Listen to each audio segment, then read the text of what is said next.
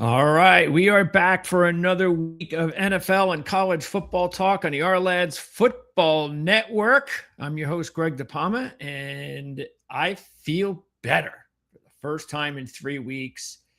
I feel like I'm like 95% healthy, so that's as good as it's almost going to get at my age. Not that I'm that old, but anyway, I'm sure Jim Feist loves the fact that I mentioned something about my age. We will be talking college football on the show today. Matter of fact, we're going to zero in on the Big Ten. We're going to talk Michigan State first and then Illinois second. So we've already talked about a bunch of Big Ten teams who still have a bunch more to go. Matter of fact, as far as our schedule is concerned, just taking a look, let's see. What do we have in the near future in the Big Ten? Let's see if we have anything coming up. We actually don't have anything coming up right now scheduled. We do expect to talk Indiana in the next week or two. We just have not yet put that together. We are still trying to set something up with USC. But for the most part, we have really done a good job of getting in the Big Ten. We did some ACC yesterday. I recorded a couple of interviews, Duke and Wake Forest. Those will be posted real soon. And taking a look at the rest of the week, as far as our interview schedule, tomorrow night, we're going to do NFL and then college. We're going to talk New York Giants with Dave Syvertson here at Ourlads, followed by Henry Greenstein from Kansas. We're going to talk about the Big 12 Jayhawks from KUSports.com. So again, a little NFL college football tomorrow night. Then back to our regular 4 o'clock schedule, Wednesday, Thursday, Friday. We're talking Stanford on Wednesday. Steve Helwick will return on Thursday for a Sun Belt Conference preview. And at the end of that, remember, he did a MAC preview about a month ago, but we really didn't put together predictions. It was too early. So for a bonus, about 5 minutes or so following our Sun Belt talk on Thursday, Steve's going to also give his final predictions on the MAC. And then the following Thursday, Steve is going to preview the Mountain West and the Pac-12, and that'll wrap up all of our previews for the group of 6. Friday, Mike Luke's going to join us to talk about the Arizona Wildcats. And so I'm really excited about that finally. You know, I've been really trying to get them on board for the past couple of months. And that doesn't leave us much left in the Big 12. That was one of the last pieces, really. I think we probably still have a couple to go. But for the most part, we have really stacked them up here lately. So Michigan State, Illinois today, Kansas, Stanford, Arizona, Sun Belt. That's the week. We already have our Tuesday night schedule for next week set up, back-to-back ACC, Virginia Tech, and Syracuse. All right, so and we're getting close. Don't forget, the college football season kicks off on the last weekend of the month. We have an extra week in the NFL. And speaking of the NFL, as I said, we're doing the Giants tomorrow night. Then we're doing Tampa Bay on Wednesday with James Yarcho. A lot going on with the Bucs. I want James on. We got him. And then next week, we've already hooked up with Adam Patrick to talk about the Vikings on Wednesday, a week from Wednesday. A lot going on there, of course, with the quarterback situation. Dallas will also talk about the Cowboys on the same day with RJ Ochoa. And there's always something going on with the Cowboys. And then we just booked John Sheeran for the Cincinnati Bengals. That's going to be the last Tuesday of the month. Talk about the Bengals, my top early sleeper. And they're no longer a sleeper right now. They went from 35-1 when we grabbed them a few months ago down to 20-1. So no longer a sleeper. They're kind of on that bubble, actually, being sleeper to contender. I still think those odds are going to drop down from 20-1. All right. So just one more thing. I want to post this up there because this happened over the weekend, and that is NFL news. Look, I've said this, I don't know how many times. This is the worst news you can get as a football fan, NFL especially, training camp. This is what we just all have nightmares about. The Washington Commanders, it looks like they're going to lose Laramie Tunsil for most of the season, if not the whole season. It is a huge, huge blow. We'll get more into that in the next couple of weeks. I don't necessarily think it's a death nail for Washington. They've got some potential answers there, but they've also got some problems at center. So the offensive line now is looking like it's a little bit of an issue for Washington, and that's not what you want to hear. They're installing a new offense. They've got Daniels to keep healthy. So it's just terrible news. I don't know. I don't know what to say, Washington fans, but hey, I feel it. And then also just this quick one, and even though it's only a small injury for Carlton Davis, remember we talked about the Patriots not too long ago and about the fact that they really had injury luck last season, among other things. Schedule, we can go down that road again. This is one of the reasons we talked about it. Carlton Davis, last several years prior to good New England, he just couldn't stay healthy. New England last year and stays healthy. And most of the Patriots stayed healthy. There had some, guys that missed time, Harold Landry especially, but still, for the most part, pretty healthy. Well, now all of a sudden, Carlton Davis could be out a couple of weeks. It's just a couple of weeks, but these are the little signs that you need to pick up on. And if you're a Patriot fan, keep your fingers crossed that, it's only a couple of weeks. And this is New England. That's why we're so successful, because we don't have to worry about bad injury luck in our organization. I guess winning can really, I don't know. It's just one of those things where, when things are going so bad for your franchise or your football team for years, the injuries pile up and you just never feel you can get out of it.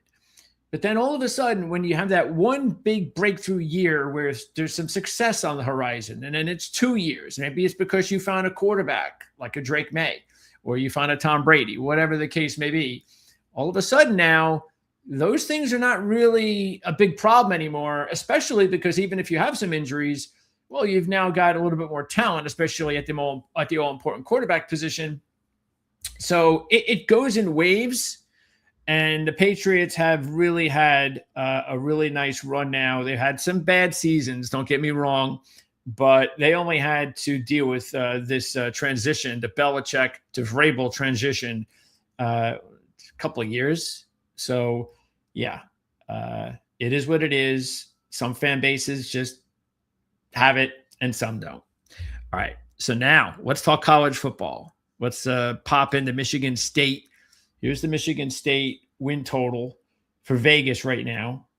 They're sitting there at 4.5, over 4.5. Well, that's pretty bad.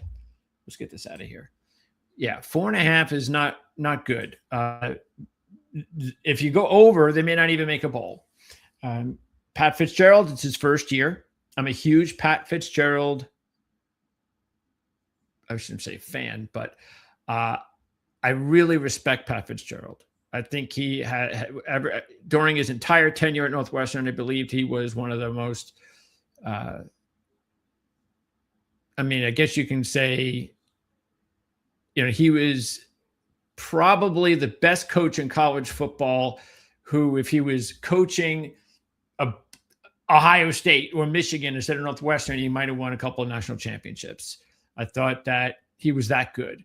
And he demonstrated that at Northwestern for the most part over 17 years. Now he's at Michigan State. I think this is an absolutely home run hire. We'll see whether or not they can get it done in year one. But I'm a little bit surprised it's only 4.5 in a way.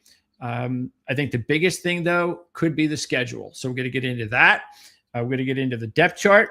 We're going to now welcome in for the very first time from SI. He's a beat writer for Michigan State at SI. His name is Jacob Cotsonika. And Jacob, thank you very much for taking the time to talk Michigan State football here for the first time. Yeah, thanks for having me on.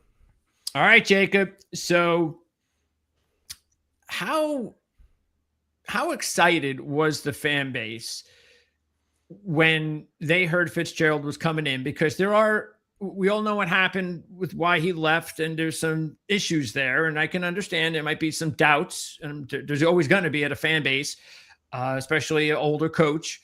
But for the most part, was there excitement about how things might start changing for the better, or not so much? I'd say it was mostly positive. I was skeptical About the hire again, with how those even beyond how he left Northwestern, he was 3-9-1. He was 3-9-1-11 those last two seasons there. True. That was my main source of skepticism. And again, MSU's taken enough PR hits as well with how he left Northwestern. That was another thing with me. But I think especially with how quickly he got hired, I mean, it was a whirlwind. They fired Jonathan Smith the day after the 2025 season ended. They played their final game. They actually won that game. Very next day, boom, Smith is gone. I think it was like an hour and a half after the news broke that Jonathan Smith was gone. Boom, Pat Fitzgerald's going to be the new head coach at Michigan State. He was already lined up. Wow. Again, this is I'm purely speculating here, but it seems pretty clear to me they probably met 2 weeks prior to, or like a week prior to that. MSU played at Iowa. Fitzgerald's son is a quarterback at Iowa. He was at that Michigan State Iowa game. I'd imagine there were some meetings at that time, but for the most part, I think people are excited. For the most part, the main reason why is he brings a certain level of energy that fans really, really wanted back, because Jonathan Smith, again, no fault to his own, just wasn't a very energetic guy, was a lot more of a cerebral type of Okay. coach. But like it just didn't inspire fans. Fitzgerald's energy is inspiring fans right now. So I don't think this is going to be like the year MSU like returns to like what you saw with Mark D'Antonio, but there is optimism down the line if he can execute the plan that he had at Northwestern, where again, like you said, he pretty consistently punched above his weight class. If he can do Yeah. that at MSU with a lot more North resources than what he had at Northwestern, can maybe be a semi-regular CFP, like a contender to make the CFP. Is one of the things I can imagine that might be a little bit questionable regarding bringing in an older coach who's been out a few years, especially at this time with the changes that have been going on with NIL and all. Has there been but what kind of information did you find out? Because I'm sure these questions were asked a lot regarding, hey, who's handling the funds? Do you know what you're doing, basically? Yeah, And what how did the answers feel to you? yeah, I'm. It's not too much of a concern for me. I don't think MSU's NIL situation is great at this very moment, but I don't think that's necessarily a Fitzgerald problem. They did start up this new like affiliated company with MSU called Spartan Ventures. That's supposed to be a big thing to help out the NIL efforts. And this and that. They're gonna hire a new AD soon. Again, Jay Batt, the AD, left for Kentucky. Obviously, whoever they hire, I mean, there's a name that's floating around, but I don't want to say it before I know what it is, for sure. But if it's who I think it's going to be, I'm going to like the hire there.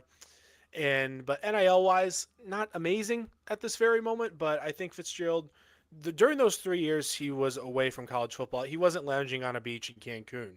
Like he stayed involved. He was around Iowa a lot because again, his kid goes there. He's great friends with Kirk Ferentz. I think he picked up plenty. I think he went on like the College Game Day podcast and said he got like a PhD in this sort of thing. It's not much of a concern for me. That's not Okay. like I was skeptical of the hire, but how he can adjust to this new period of college football, I was worried about it at first, but from what I've seen, I mean, he took in partially out of necessity, brought in 32 transfers this offseason. I'm not I'm not that concerned about it.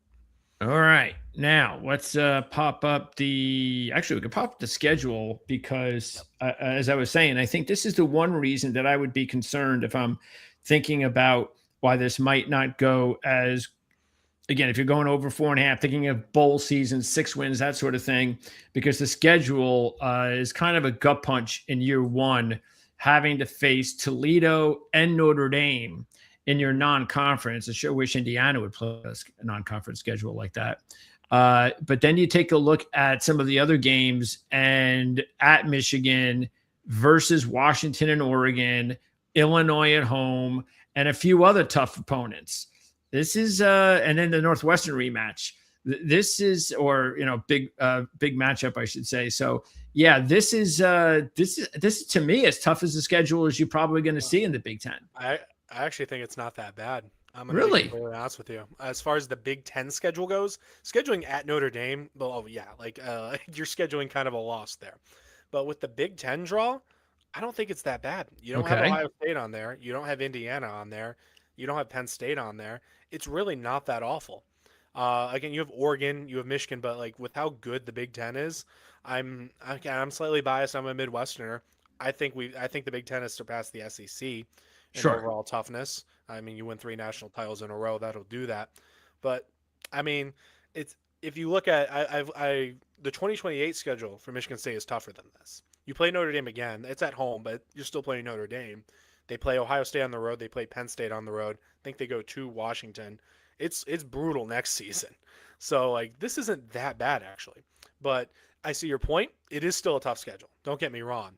But actually not that bad as far as Big Ten standards these days. Well, again, they're going to need it. And see, that's the thing, too, is that today, in the day and age of the portal, we really don't know a lot of these teams, what's going on. We can just guess. It's a lot more guesswork than it's ever been. Look, it's all about, I've always said this, if you got a good team, if you're well coached, if you got good players, you're going to win games. That's just the bottom line. And I don't think a schedule should deter you from at least getting to a bowl game. So we'll see if that's true at Michigan State. Let's take a look at their depth chart. And then we just want to remind everybody as we do that, Mike Cagley is going to join me to talk Illinois football at about 4:45 Eastern if you're watching live. Let's go through the offense first. Actually, before we do that, the coaching staff, we talked about Fitzgerald. Rossi's back again. Nick Sheridan. What do we know about Nick Sheridan, the offensive coordinator, and how that's going to change the offense? I liked it. He was previously the co-OC and quarterbacks coach at Alabama. He was the play caller at Alabama at 2020 during the 24 season. And again, he got his play calling duties taken away because they brought back Ryan Grubb, Kalen DeBoer. They were with each other at Washington. But I like Nick Sheridan a lot. I think his development, his history of developing quarterbacks, the amount of NFL quarterbacks he's been with during his career, Ty Simpson, Jalen Milroe. He recruited Mike White. If you remember him, he had that nice little run with the Jets. Yeah. Josh Dobbs. There's someone I'm forgetting. But he's consistently throughout his career, the quarterbacks have been great. And I also like our best receiver this year should be Krishan McCray. There was a big year when he took over the play calling duties at Alabama from Jeremy Bernard, who played slot a lot at Alabama. So that was another thing that I really liked. Offensive line should be better. Again, wide receiver as a whole is a bit of a question, and the running back room is pretty deep for MSU this year. So I like Nick Sheridan as a hire for sure. All right. Well, let's take a look at the offense. Start first of all at quarterback, and we've got Alessio Milivojevic. Is that how you say his name? It's Alessio Milivojevic, yeah. You got the last name right, yeah. So Alessio, pretty impressive for a young redshirt freshman to come out there and play the way that he did. 10 touchdowns, 3 picks. That's pretty good. Again, he was sharing time with Childs, but now this is his opportunity. And this has got to give the program hope. Have a nice young quarterback that is going to be here for the next couple of years to develop with. Yeah, I mean, he basically got an audition at the end of last season because they decided to go with Alessio with 4 games left. Wasn't really working out with Childs. Again, he has all the potential in the world. Just wasn't working out for him here. They go to Alessio. His very first starts at Minnesota, and he goes for, I think it was 311 yards. And then, again, he goes and plays a so-so game against Penn State. But, again, the offensive line for MSU last year was pretty dreadful, and he had, no time for most of the year. They go to Iowa. He plays pretty good. And then against Maryland, I think he threw for, 280 with 4 touchdowns. So for a redshirt freshman who, again, is getting 4 spot starts, he did more than enough for me when they brought back Fitzgerald, or they got Fitzgerald, to say, I think you're fine on quarterback. I don't think you need to make a change there. You have Alessio Milivojevic. He's got 3 years left. And if he clicks as a full-time starter, you've really got something there. So, yes, Alessio, I was very, very glad they were able to hold on to him. And then at running back, this is the big prize, getting Cam Edwards, because I guess you got to look at it on one thing, and we'll get into Nick Marsh in a minute. You lose a really big player, but you bring in a really big player in Cam Edwards, who is one of the more underrated running backs really in the nation. Yeah, I mean, 1,200 yards, 15 touchdowns last season. I mean, about as impressive of a pickup that MSU was going to get. They got his left tackle from UConn as well, Ben Morosky, who was one. If you like PFF grades, not everyone does, but his run blocking grade was exceptional. I think it was 5th best among offensive tackles last year. So the run game is, I think you're going to see MSU try to run the ball an awful lot this year between having Morosky and Cam Edwards. I think if you go to the PFF page, he averaged, if you went towards the left or the right of Morosky between those gaps, it was like 8 yards a carry. It was very, very good. And then behind him, you have three guys who also I think are going to get carries. You have Jazz Patterson from Iowa, Brandon Tullis, Jr., he's back from last year, was the RB2 for a good portion of last season. And then you also have Marvis Parrish coming from Western Kentucky. He was their starting running back last year, got the most carries on that team. So you've got four options in the backfield to just hand the ball off to.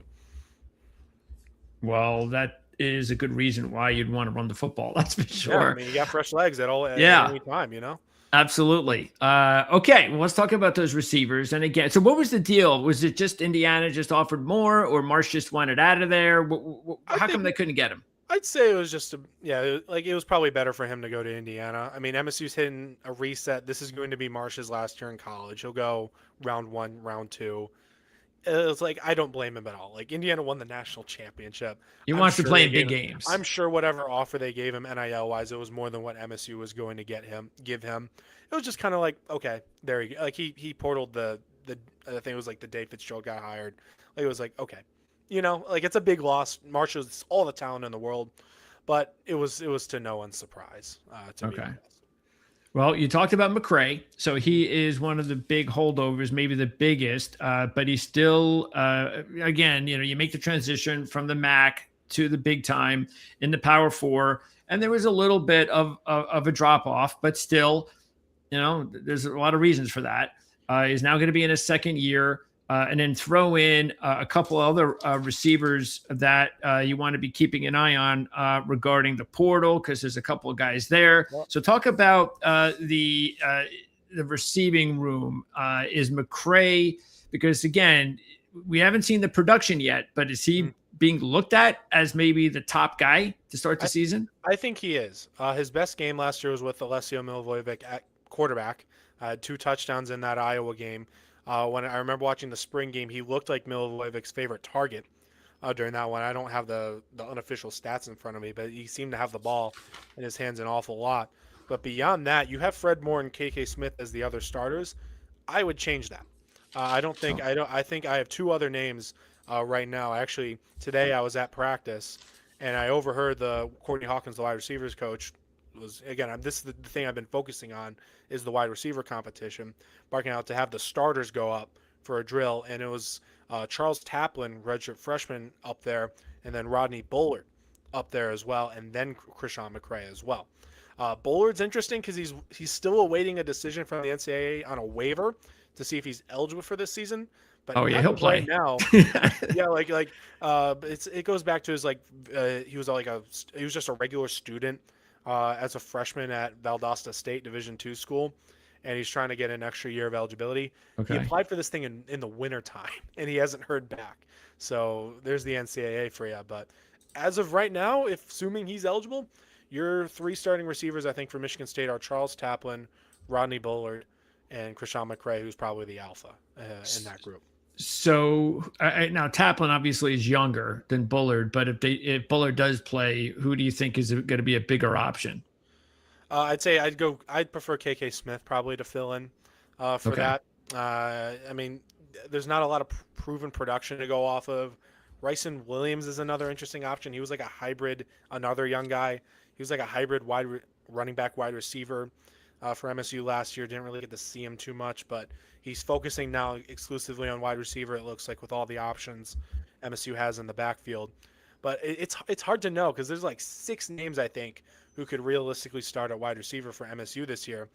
And another one out to see him on there right now is Samson Gash, 4-star true freshman who has the MHSAA, the Michigan high school state record in the 100-meter dash. So he's got blazing speed. And he was a 4-star. MSU held off Penn State in the final months of his recruitment.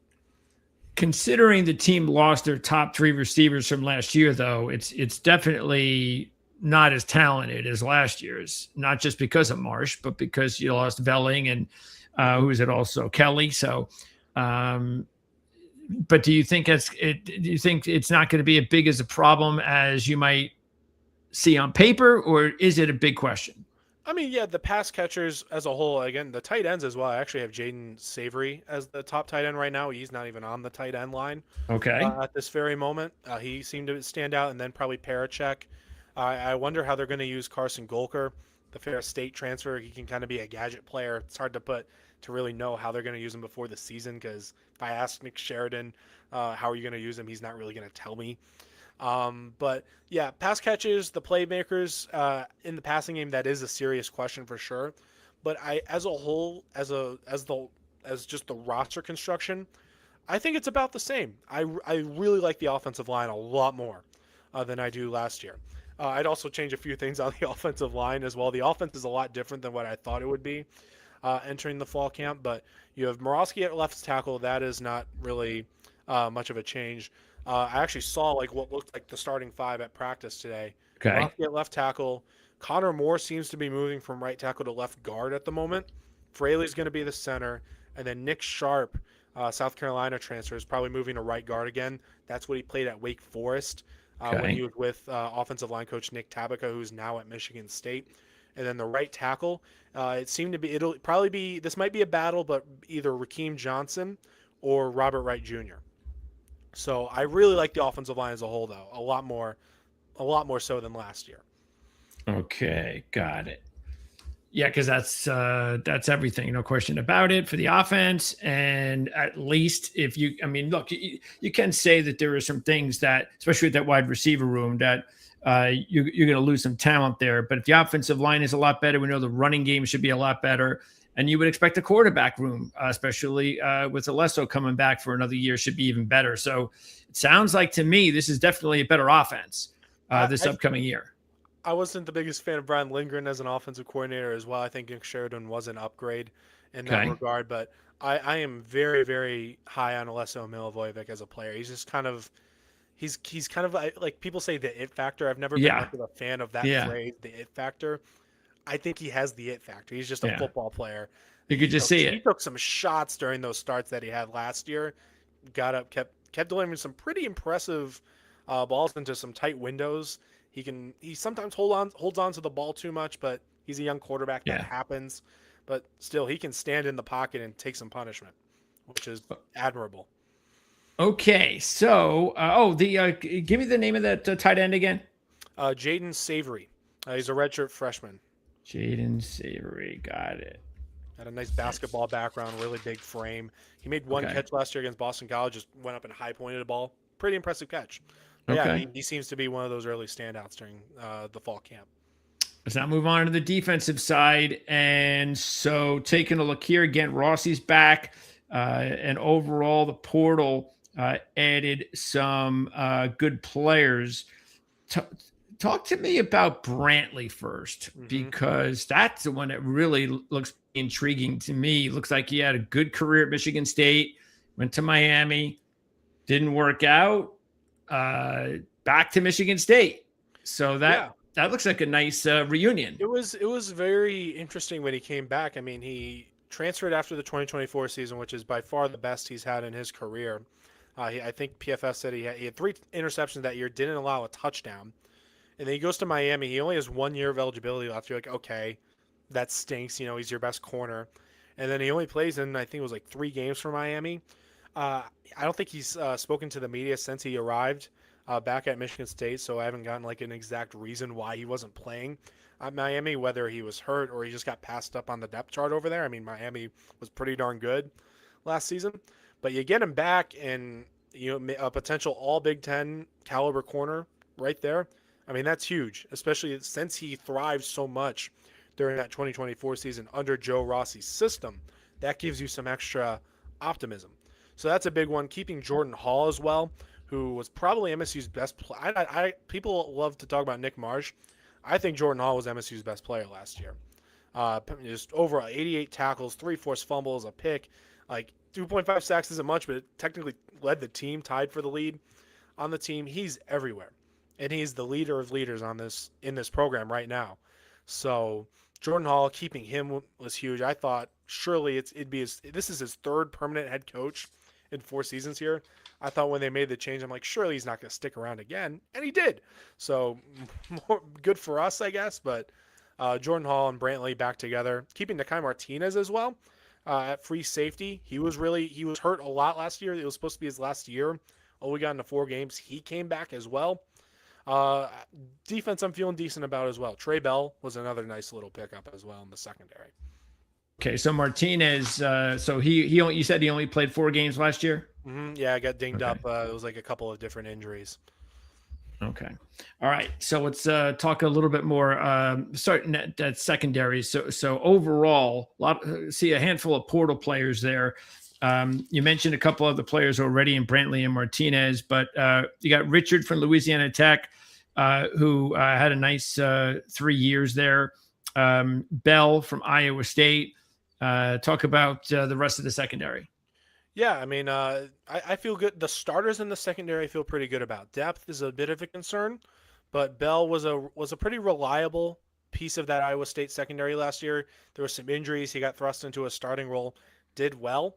Followed his cornerbacks coach, Hank Petit, from Iowa State to Michigan State for his final year of college. I actually think you're going to see Devin Vaught, a main transfer, start at strong safety as well. He's gotten 6 interceptions over the last 2 years at the FCS level. And then again, Martinez coming back is huge. I think he led the defense in snaps in 2024. Brantley coming back is huge. And then Michael Richard was a nice little pickup as well. Had 3 interceptions last year. Former Conference USA Freshman of the Year as well. So I think the starters, I like them. But injuries can obviously be a factor here. Once they have to dig. Really, the defense as a whole, I like the starters. I could say this about everywhere on the defense. I like the starters. Depth, it makes me a little worried at times. Outside of the linebackers, probably. And would you say the defense, how do you compare the defense from last year to this year? Because I didn't notice a lot of guys that the team lost on defense where you would go, oh, we got to replace just all these guys. And I don't really see that. So do you think the defense has got again, you talk about depth. That's definitely something to concern yourself with. I get that. But overall, if you don't deal with injuries and things like that, can the defense be better than last year? I think if they stay healthy, yes. Again, I think the offense and the defense should be a little bit better. Obviously, that can change once the season rolls around. But Rossi, I think, now that he had to kind of accept a couple of those Oregon State guys when Jonathan Smith came over onto his staff. Now he kind of has his own staff as a defensive guy. Okay. He brought in Max Bola, a program legend at Michigan State. He's the new linebackers coach. I like the staff a little bit better on the defensive end. And like I said, the only tough loss I don't think MSU really effectively replaced would be Alex Van Sumeren. Defensive tackle, went to USC. They seem to like him there. They brought him to Big Ten Media Days, which I think tells you a lot about what they think of him.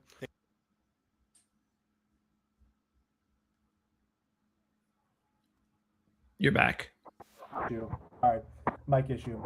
But defensive tackle was a bit of a issue for. I guess depth-wise, that's a bit of an issue for MSU. But okay. Overall, I like the secondary. I really like the linebackers. Caleb Wheatland has Big Ten experience. Deion Crawford was another nice little pickup. I think you'll see Wheatland and Hall as the 2 starters. Right now, Hall at Mike, Wheatland at Will. Okay. Well, what's Crawford's position? Because I noticed that, yes. I mean, he put up some big pressure, sacks, tackles for loss, and then was he changing roles at Buffalo? Yeah, and what's his role going to be here? They eased him off the pass rushing a little bit that last year at Buffalo. That's why he went from 8.5 sacks 1 year to 3.5 the other year. I think MSU is going to rotate him between Will and Mike. He was getting some Mike snaps during the spring game. I haven't gotten a chance to look at the linebackers a whole lot during this fall so much because, again, it's a group I feel pretty confident in. But I think you're going to see mostly a group of 3 of Hall, who's your starting Mike. You're going to see Wheatland play a fair amount, and then you're going to see Crawford rotate in a bunch. True freshman Adam Shaw has also been making a lot of noise as well. He's the son of a former All-American offensive lineman here, Scott Shaw. But he's been making an awful lot of noise within the program. Okay. So that's Shaw, true freshman. And so you would start Wheatland at weak side. I think you'll see. I think Wheatland's going to be. He and Hall seem to be very, very close, and I think that is certainly not a coincidence. I think it'll be those 2. All right. Up front, Kenny Soares comes over from NC State. He had a nice season there. Talk about the rest of the defensive line, including Soares. Yeah, Soares is actually another guy who's been making plenty of noise. Transfer from NC State. He actually changed. They had a team vote.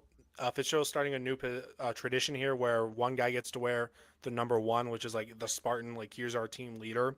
Soares won it, which again was a surprise to me. If I would have had to put a bet on it would have been Jordan Hall. But Soares has made a real strong impression here. That's for the season? Yeah, he's going to wear number 1. His jersey number is number 1 now. So I was a little intrigued when they picked him up, and especially once it became clear he was going to play rush end, weak side defensive end. And where was I going with that? He's mostly been an outside linebacker his whole career, but he talked today at practice, and he was like, and Rossi talked about he was going to play edge at NC State, but they had some injuries at outside linebacker, and they kind of moved him there. And they really like what they've seen on film of him as a pass rusher, and MSU's pass rush has really been subpar the last handful of years. This is a nice little fact I love to drop. 2024 season, they went 6 games in a row without a sack. Hey. Not a single one in 6 games. It was ridiculous. That's brutal. Yeah. And Soares is a big part of that. I like Anello Lafele as well. That dude is like the Energizer Bunny of the defense. He's kind of just a pure pass rusher. You're going to see him a lot on 3rd and longs, that type of deal. He had 2 sacks in like 4.5 games last year, and then he got hurt.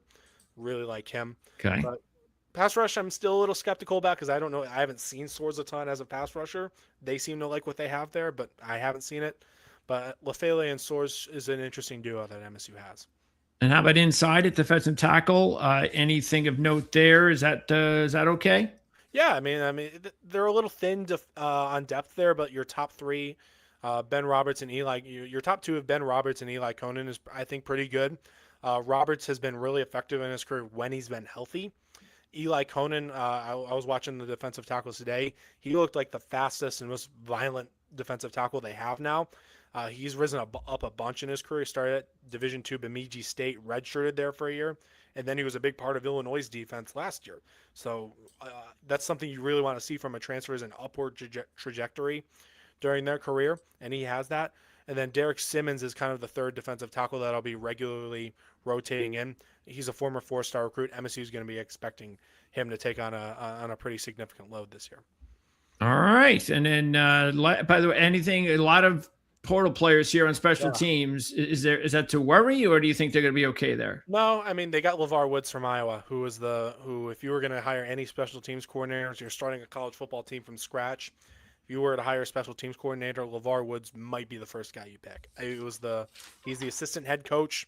Now they gave him that label. He's making, I believe, $1.1 million from MSU. So he's the one that I think like first, either like 2nd or 3rd highest paid special teams coach in the country. Again, Reese Dakin isn't even really a transfer because he came over from Iowa specifically so he could play for Woods still. Okay. But kicker, I mean, Liam Boyd, career lawn of like 42, but they also got a guy, freshman Steven Gonzalez, who made like 57 yarders in high school. I'm not concerned about special teams whatsoever, even with all the transfers, because of Woods, of just how good Woods has been in his career.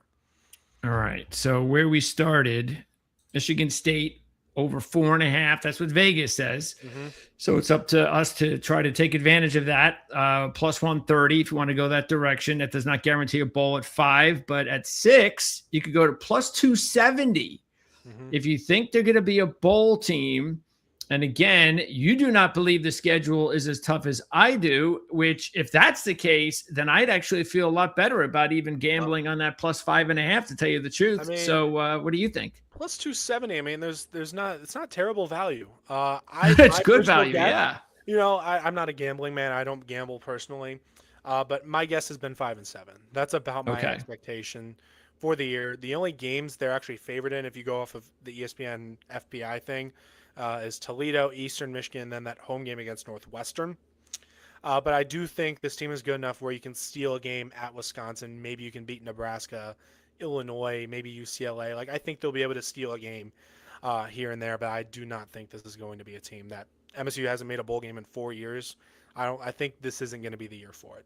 Oh, okay. Well, I guess look, there are components. I don't like, you know, I don't think that's terrible. You know? No, I mean, you know, when you have the new coach, and there's always going to be a lot of excitement there, or at least it should be. good young quarterback to get better.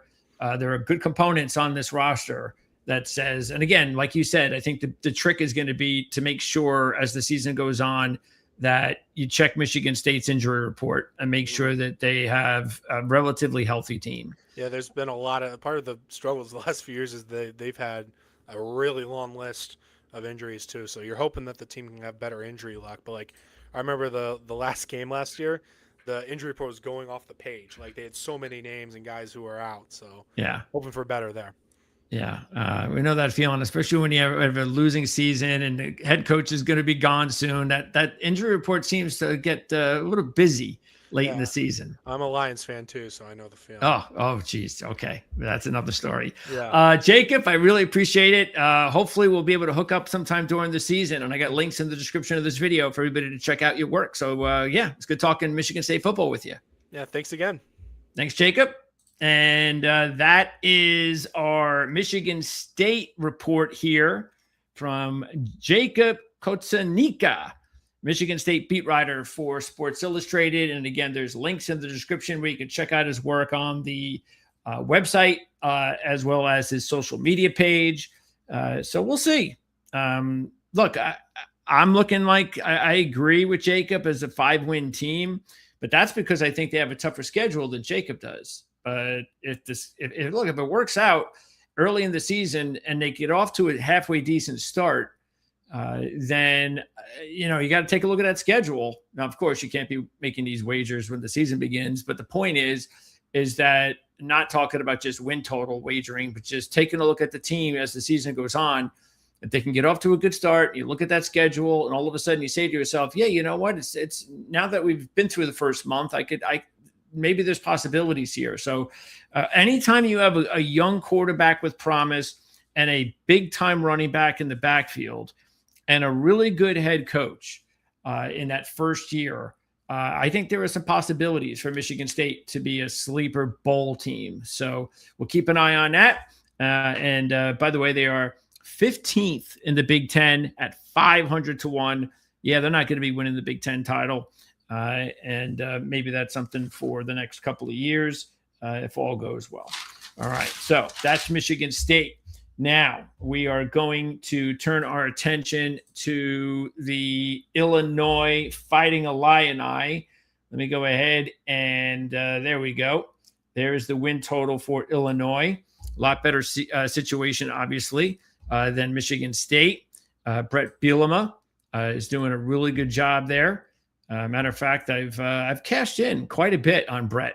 The way especially early on in his tenure, a lot of doubters when Brett came on board. I was not one of them. I really felt that this was an excellent hire at the very start. We talked about that.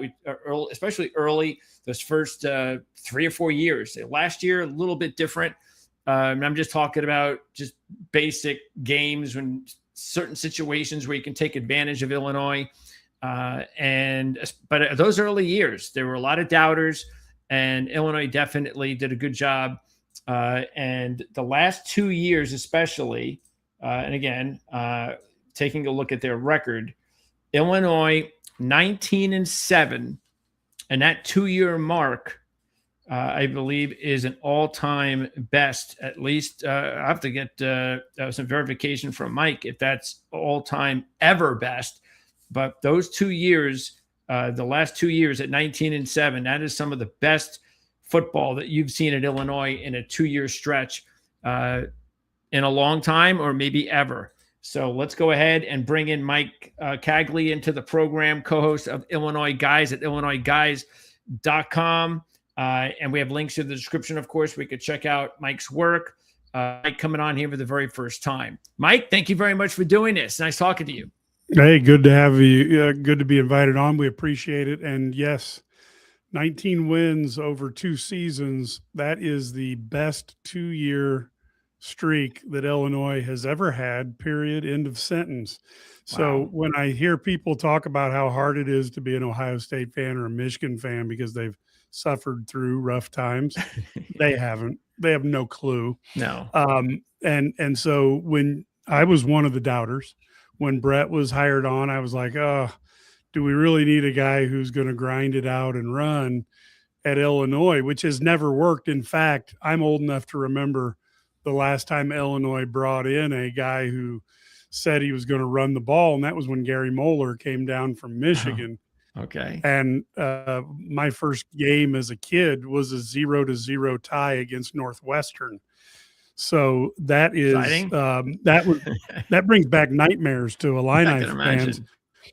And yet Brett Bielema comes in and he's been able to inject discipline into the program. He's been able to get guys to perform and develop much beyond their star ranking. And Illinois has actually had a fairly varied offense that is not the run the ball up the middle for 3 yards. Trust me, he loves to do that. But he has given Barry Lunny the opportunity to kind of spread things out and use guys like Luke Altmaier's arm and his ability to run the field. And so it's been a much more, and I'm not saying wide open, but it's been much more wide open Illinois offense than what people have expected. Yeah, and I'm sure that's a big reason why maybe that they've been able to fool people and win some games and do it over not just the last couple of years, but it's been really nice success story since Brett's been there. So again, the over as far as Vegas is concerned is at 7.5, an 8-win season. If you think about that at plus 134, 9th in the Big Ten at 100-1 to win the conference. And that puts them a little bit further down than I actually expected Illinois to be. There were some losses like every other team's got to go through. They lost their number one receiver and Hank Beatty. Gabe Jackas is with the Patriots, their sack leader. J.C. Davis is with the Giants at offensive tackle. But it all starts at quarterback. And even though it's you would think it would be a pretty significant loss to lose Altmaier, the fact is Caton Hauser comes in here and he actually the way he's going, again, a lot's going to depend on him being back in the Big Ten, but he's got the talent to go out there and either duplicate or maybe even exceed what Altmaier did last year if all goes well. Ooh, that's a tough one because Altmaier has been a guy, I think 11 interceptions the past 2 seasons. He didn't turn the ball over. Different quarterbacks. Yes, different quarterbacks. And so I hate to see Hauser get held up to that standard because you can go back and look at the number of W's that were put up by Altmaier, a guy that, many people thought Hudson Card should have been the quarterback at Illinois. And that didn't happen. And Altmaier also was a guy who turned down. I mean, he had a lot more dollars from Tennessee to stick around, and he too good to leave, and he stayed here. So Hauser comes, probably a bigger arm, definitely a more physical guy, bigger, has the ability maybe to run over guys, whereas Altmaier would kind of run and scooch around him. So you've got a guy who has the opportunity to be really good. There's no doubt there at all. Guy who played at Michigan State early and has went out and got his confidence at East Carolina. The coaches seem to be excited and positive about him. And now it's just a matter of having him come in and do what he has the confidence to do. He has the stats last year that you like to see. Illinois' offense should be good. A lot of the question marks arise from the total changeover in defense. Yeah, I actually said a few weeks ago, I forget what we were talking about, but I actually said that I think Altmaier, to me, was like one of my favorite quarterbacks drafted to be a good long-term backup in the NFL, and maybe more, depending. But I think he's got, because like you said, very good with the football and just one of those really good quarterback leaders. And again, he may not have those numbers, those sexy numbers you're looking at, but there's more to being a real good quarterback for a top program than that. And that's kind of what we're talking about, I guess, is that Hauser may have the sexy numbers, but it came from East Carolina. Now he's got to step it up and see if he can produce like that in the Big Ten. If he can do that, then hey, Illinois is going to be awfully dangerous. But that's something I guess we got to wait and see. I noticed there's a couple of true freshmen and a red shirt that are right behind Hauser. Is that the way the depth chart is right now? All freshmen behind Hauser? Yes. And, Carson Boyd, it looks like as a redshirt freshman, it looks like his job to lose in terms of that backup position. Michael Clayton is a freshman, but he does have big time talent, 4-star quarterback. He's got the ability to move and he's got a really good arm. So you've got a guy that probably, just needs a little bit of experience and seasoning. And Carson Boyd, of course, has been here, has understood the offense, has had a chance to practice in it. And so he gets the advantage early. I think Boyd's not quite as big as Clayton from a height standpoint. But again, Altmaier wasn't a guy who was standing back there at 6'5" looking over everybody. Altmaier used his 6'1", 6'2" height to his advantage. Sometimes pass rushers would lose track of him in the pocket back there behind that big offensive line. So there's always advantages that players use. And I think, at depth at quarterback, I'm sure that Illinois would prefer not to have to test the depth this year. Sure. But I think they've got some talent back there that's going to be good. Okay. But this is no longer, this isn't your old Big Ten. There's 10, 12 teams that are pretty good. And if you got a backup, the backup's going to have to very quickly earn his pay and elevate his game to a starting level if you're playing in the Big Ten. And it's a lot different than it used to be even 15 years ago. Yeah, it's like when you start the season nowadays, that's what it's about. It's okay, let's see which teams will stay healthy and which teams won't.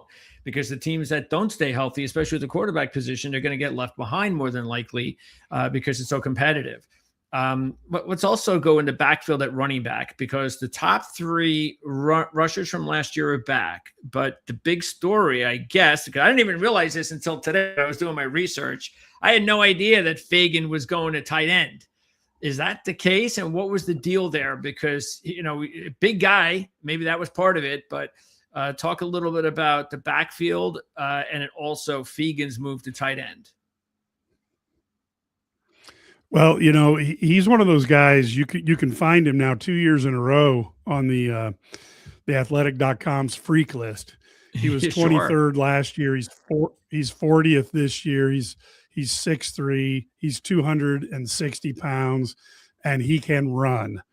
And I think the opportunity is to get him the ball in space because probably the biggest challenge he had as a running back was reminding me a little bit, and I'm going to use this. You got to kind of go with me, but back in the day, Herschel Walker got going in one direction, and that was the direction he went in. And Fagan's a little bit that way. And so sometimes being forced to change direction in the backfield because maybe a nose tackle had gotten through the line, that's not his cup of tea. You get him the ball in the flat, though, and he's got some – you can go back and find film of him, getting the ball in the air or, out in space. And he's a tough guy to deal with out in space. And I think this is Brett Bielema, again, kind of turning the page from that stodgy – I'm going to just do the same thing over and over reputation that he got at Wisconsin. So now he's taking a look at this guy and saying, okay, here's what his strengths are. Well, let's go ahead and put him out in space. How do we do that? Put him at the tight end position and see what he can do there. Interesting. All right. Now talk about the other two running backs, Valentine and Lowry, because they also were part of those top three that I mentioned. Lowry almost 1,000 yards in his 2 years, last couple of years. Valentine had over 600 last year. Yeah. Lowry is a guy who you want to see him get healthy for the whole season. He has had issues with ankles. He's a Central Illinois kid, plays at a small school. a school that's typically Illinois goes up to 8 A's in their high school football. He was a 2A powerhouse, Gibson City, and he has shown unbelievable potential, but then has had issues, ankles and lower leg injuries that have slowed him up. And to see what he could do in a fully healthy season, I think is exciting for Illini fans to think about. And Valentine, this kid, nobody has ever told him that he only weighs 200 pounds. He plays with an intensity that he thinks he's 250. Okay. And he does not go half speed. He is willing to throw his body into things. Basically, I think the kid is got some unbelievable potential. But again, it's like, sometimes you don't want to tug on Superman's cape. And it's like, sometimes maybe just taking that step out of bounds is the good thing. You don't have to try to deliver that hit on the linebacker before you go out of bounds. The kid has a heart of a lion. He has a lot of side-to-side ability, got good speed. I think the biggest issue we have is he will take, and he will, he'll get in the way of somebody on a pass protection type of thing. He will lay his body out there in ways that, as a guy who, when I was young was probably running around at 200, 205, I would have thought twice about. Sure. So you got to love him because he's got the football player mentality, the old school football mentality. And sometimes you're like, well, maybe just if he was in Caden Fagan's body, we might have the total package. Yeah. Sounds like another former Big Ten running back, Isaiah Pacheco, who was with the Chiefs, and he's been dealing with injuries the last few years because he's just, like you said, it's just you can't be taking on everybody all the time. Not when you're at the size that you're at. But hopefully Valentine will be able to turn the corner here because he's got another year of eligibility at least, right? One more year. So this could be a real big breakout opportunity for him. All right, so let's talk about the receivers. And number 2 wide receiver is back in Colin Dixon, and the number 3 receiver is back in Hudson Clement. Talk a little, again, I mentioned Beatty's, the number 1 guys moved on. So talk a little bit about Dixon and Clement coming back. So Dixon's he is another guy who's there because he's willing to go over the middle. He is a brutal blocker. He will go out and he will get his pound of flesh. So he's a very physical player. He's a leader on the field, a guy who is, again, an effort guy. The funny thing is when you watch Brett Bielema and you look at his recruits, he almost never recruits a guy who doesn't play defense at some point or offense and have one of those plays where he's got to chug all the way down the field to get somebody that should have probably scored a touchdown.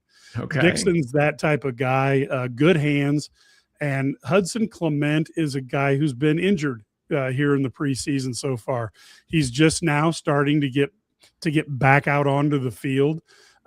Really good hands, nice quickness, a guy that is there to, especially he's a good pressure release valve. But he's a guy with really good hands. And of course, Jayshawn Platt has the speed to get deep. He's got the speed, to be honest with you. His notoriety, the Athletic said he almost made their top 100 freak list. So he just missed. He's the type of guy that maybe, once a quarter, just send him on a fly pattern, throw the ball down there just to make defenders realize that you got to guard this dude. He's got the speed. He's a good return man. He is one that I think, especially with the arm that Hauser had, you might see them develop a chemistry downfield and give Illinois a deep threat that they probably haven't had. Last year wasn't the greatest year for deep threats. Maybe you go back to Pat Bryant, who's now playing for the Broncos and having an excellent training camp. He was able to get deep on people, and I think Illinois has another guy who will be able to do that. And let's face it, in these Big Ten with these increased recruiting that we're seeing, taken over the top spot from the SEC, you've got to be able to stretch defenses, because if you can't, the athletes that can be on the field and if they know they can come closer to the line of scrimmage, they can make life really hard for you. And I think Illinois at times last year, the inability to stretch the field hurt them offensively and allowed them to be easier to defend, because you could bring up another guy closer to the line of scrimmage and not pay a price for it. Yeah, it's interesting that they bring in the two FIU and FAU guys, because Alex Perry, another transfer, I was looking over his stats and wow, I mean, he had a really big year for FIU last year, really good size. So also a good average. I think both kids over 15 yards per reception last year. You mentioned Platt and Perry. So it looks like they've got some nice depth here at wide receiver. Is Perry also going to be a big part of the offense, do you think? Yeah, I think you'll see him out there. You've got with Platt and Dixon, Clement, Perry. Those are probably the ones that are going to be the guys who get the yeoman's load. But Rankin's an athlete of unbelievable proportions as well. We'll have to see how he does. You get into these situations. Injuries sometimes force guys to get out and play earlier than what you might expect. But again, Illinois' got some speed. They've got some talent. Braden Trimble's a guy who's been developing, again, a 4-star recruit out of Mount Zion, Illinois, so over in the Decatur area. A guy who's high potential as well, nice hands. So it's hard to tell, but one of these guys is going to get into those opportunities and he's going to have a chance to prove himself. And Bielema is a big one. You prove yourself on the field, you start getting more time and getting more responsibility thrown at you. Feel pretty good about the receiving core. They may not have the, obviously you're not looking at Ohio State here, but, sure. But you've got a receiving core that forces defenders to honor them. And that's what you need if you want to kind of run the ball a little bit as well in the Big Ten, because you just can't line up and, you can't have a Ron Dane who's going to get, 300 plus carries. No, those days are almost over. Yeah, those days are pretty much gone. So, yeah. And I think that's why the running back by committee, when you look at Valentine and Lowry, both of those guys are not the biggest guys in the world. Now, Jordan Anderson, he's a tank. That's a big guy who's been in limited situations, but has really kind of impressed people in the preseason. He's a guy out there who really might get some more key yards. He gets big carries at big times. So he's out there. Plus he can truck people if he has to block. And so it's something that you have to look at and see where they might be going. Those are the three guys that are going to get most of the carries this year. And that's who, unfortunately, Illinois has been dinged up the last few years, it seems like, in the running back room. And it'd be nice to see a year without that. Illinois could use that just to kind of see what they've got back there. There is some talent, but they got to stay healthy. Before we get to the defense, the offensive line, how does it rate compared to last year? I don't know if these three portal kids we have on here are going to start. I mean, Renfro, it seems like he's like 30 years old. He's been out there forever. So that could be really good if he could stay healthy this year. So talk about the offensive line. Is it going to be good enough that the offense, because if the offensive line isn't working, then we know how that can affect everything else. Yeah, look, Renfro's a guy that has all the talent in the world, but can he stay healthy? Again, and I want to be real clear to people who aren't used to going to IlliniGuys.com.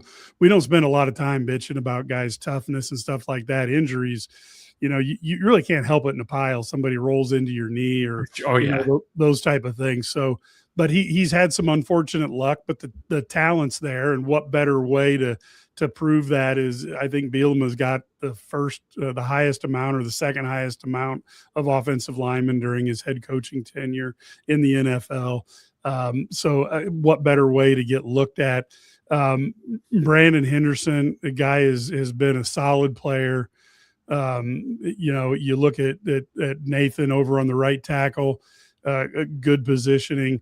Christian Martin, they have high expectations with, and Champ Smith, he's kind of the next big thing. So if there is an injury, you may see him get in and have an opportunity to start cutting his name into the reputation and carving his name into the record books, so to speak, at an early age. Brandon Hanson's a tough kid. McMillan is a guy who's been there for a while again. So they've got some depth, but as you said, offensive line, if it's not going well in this conference, you're in deep doo-doo. I mean, there's no way around it. And so they have to play well on paper. That looks like a good offensive line, but they're going to have to perform that way. Illinois has gave up the one thing that you look at over the last couple seasons. Despite winning 19 games, Luke Altmaier was sacked more than I think any quarterback in the Big Ten. So you're looking at that. That's the opportunity area for Illinois to improve. If Hauser isn't under the kind of pressure that Altmaier, let's be frank, he kind of excelled at turning what teams would say, oh, that's a great pass rush. Well, he turned that into a positive for Illinois by finding ways to either A, find the open receiver, or B, slither through a couple linemen and then all of a sudden shock people with a 20, 25-yard run. It was hard to – you could literally go to every game and find a time that Luke turned a bad play into a first down. And there were some games he did it more than once. And so it would be nice. I'm sure Brett Bielema would love to see a season where a quarterback didn't have to do that one time. Now, obviously, that's not going to happen. But the offensive line has the potential. But as you know, each season's a brand new potential, is a new entity. And Harry Carey was famous for saying that potential is a French word that means you haven't done doo-doo this year. So that's something that the team's going to have to perform, and that offensive line will be, Bart Miller's got a long history as an offensive line coach, very successful, and they need to be a little better this year than they were last year. Champ Smith, is he the top freshman recruit? Yeah. He's a stud. Would love to see him, get a little bit of time out there. And who knows, even with the talent he has, maybe even by the end of the year, he might be pushing somebody for a starting position. Let's move on over to the defense. And I have to ask you, though, before we get into new coordinator and the depth chart, since we weren't together last year, I just have to ask you, what in the world happened in that Indiana game? Well, I think a couple things happened there. One is Cignetti knows how to put a chip on his shoulder. And when they went, when they weren't ranked as high as Illinois, and many of us thought Indiana was probably a better team than Illinois, nobody thought they were 600 points better. No. But I can see how with what they did and going to the CFP, I can see how they would have come in saying we deserve to be number 9. Illinois should be lower ranked. And he used that very well. The other thing is look, Cignetti has done something that I think doesn't get talked about, only me. But what he's done is he's pulled a Jimmy Johnson. When Jimmy Johnson went to the Dallas Cowboys in the late 80s, first 4 years that he drafted, take a look at those drafts. He didn't miss. It could be the 6th round. He could be blindfolded in that Cowboys war room, throw a dart at the wall and hit a guy who's going to play for 10 years in the NFL. Why? Well, my hypothesis is that he basically was in a situation where he was drafting people he had recruited when they were in high school. Yep. So let's think about this now. The guys down at the James Madison level, these are kids that typically are not the kids that are being looked at by Ohio State or Michigan for the most part. And so Cignetti's got all these years of recruiting that level, and he's also coached at Alabama. He understands big-time college football. He's got an idea like this kid probably should have been looked at by people higher up. This kid should have been looked at by people higher up. He had the people from JMU that he knew could play in the Big Ten or the SEC. So he could put those guys on his roster for pennies on the dollar because he wasn't competing against Ohio State or Michigan. He wasn't bidding against other Big Ten and SEC teams. So already he's beating the NIL deal because he's using less assets for the same amount of talent, which then allowed him to hit on other guys. Again, probably guys he maybe recruited in the early days, who knows. But basically, he has done a wonderful job of picking guys who could play at a next highest level. And I'm not sure that somebody who didn't coach down at that level could do it as effectively as he did. Very reminiscent of what Jimmy Johnson did in the NFL, because when he went to Miami, Jimmy Johnson became just another GM drafting. You know, his draft record there wasn't so great because he didn't have that personal touch with those players. The other thing that Cignetti did was he obviously got some people involved in NIL that had never been involved, and certainly not to that extent. So, you know, you get a lot of people who are pretty jealous about Curt Cignetti, and I think he's done a wonderful job.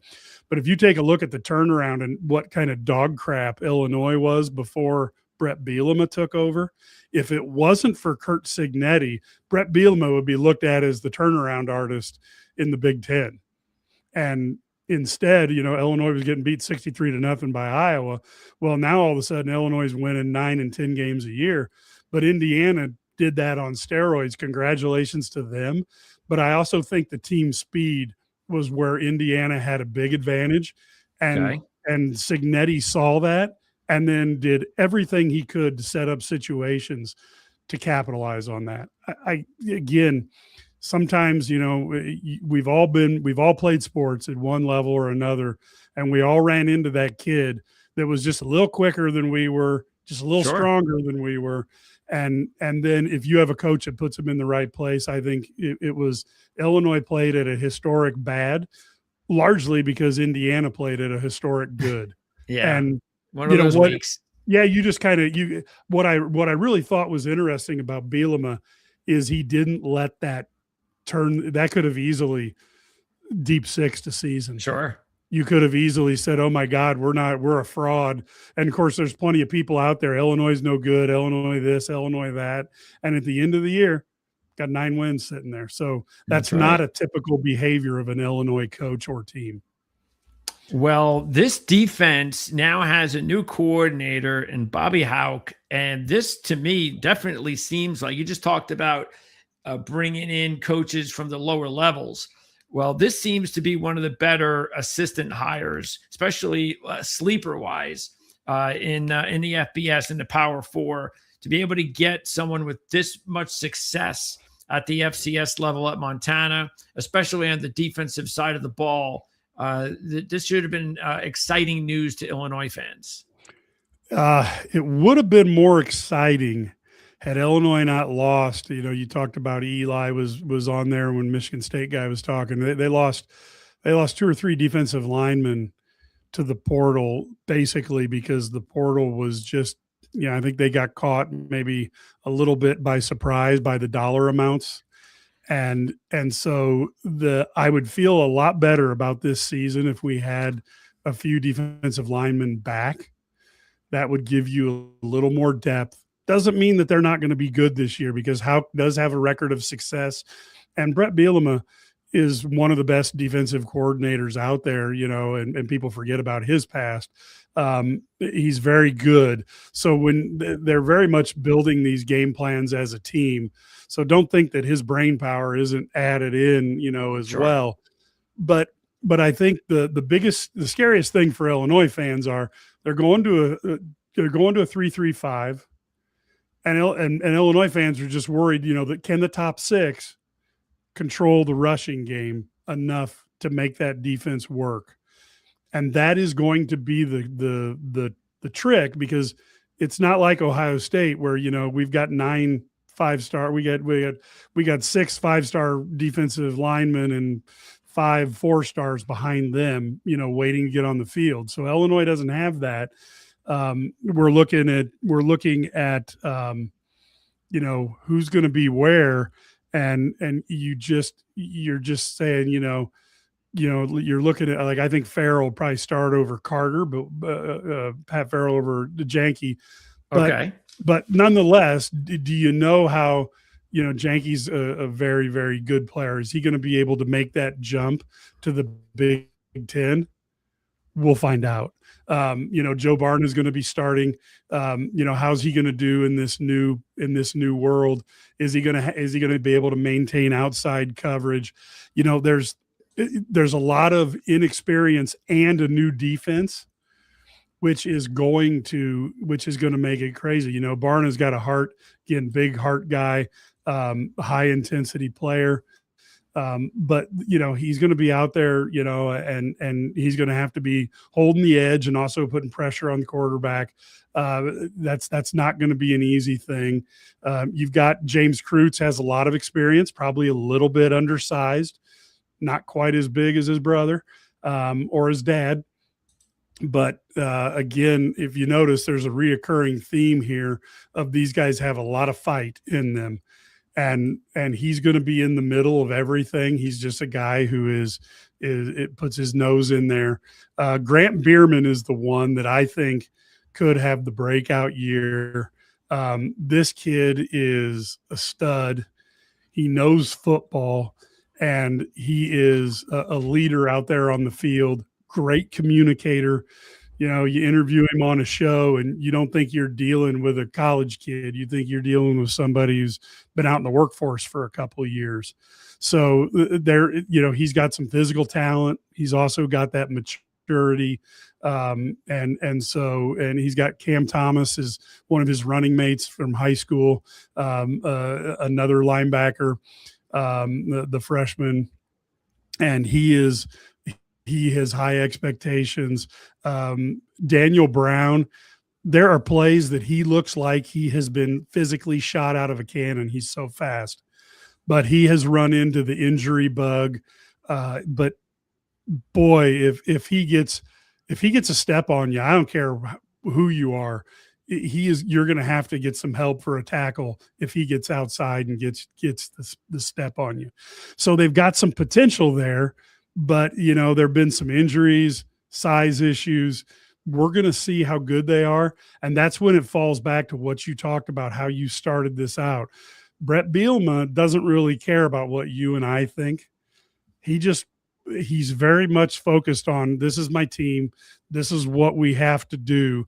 Can I put them in positions to win? And I think that's probably the frustrating thing that he had playing against Indiana last year. And I think he would admit it, that Kurt Cignetti did a better job of doing that day than he did. And that's what generally Brett puts his guys in position that they can outplay, their expectation level. And that's how he constructs his teams. Illinois has not been one of the biggest NIL spenders when it comes to football, and it would be, I've said many a time that I'd love to see, how would Ryan Day do at Illinois with Brett Bielema's budget? And how would Brett Bielema do at Ohio State with Ryan Day's budget?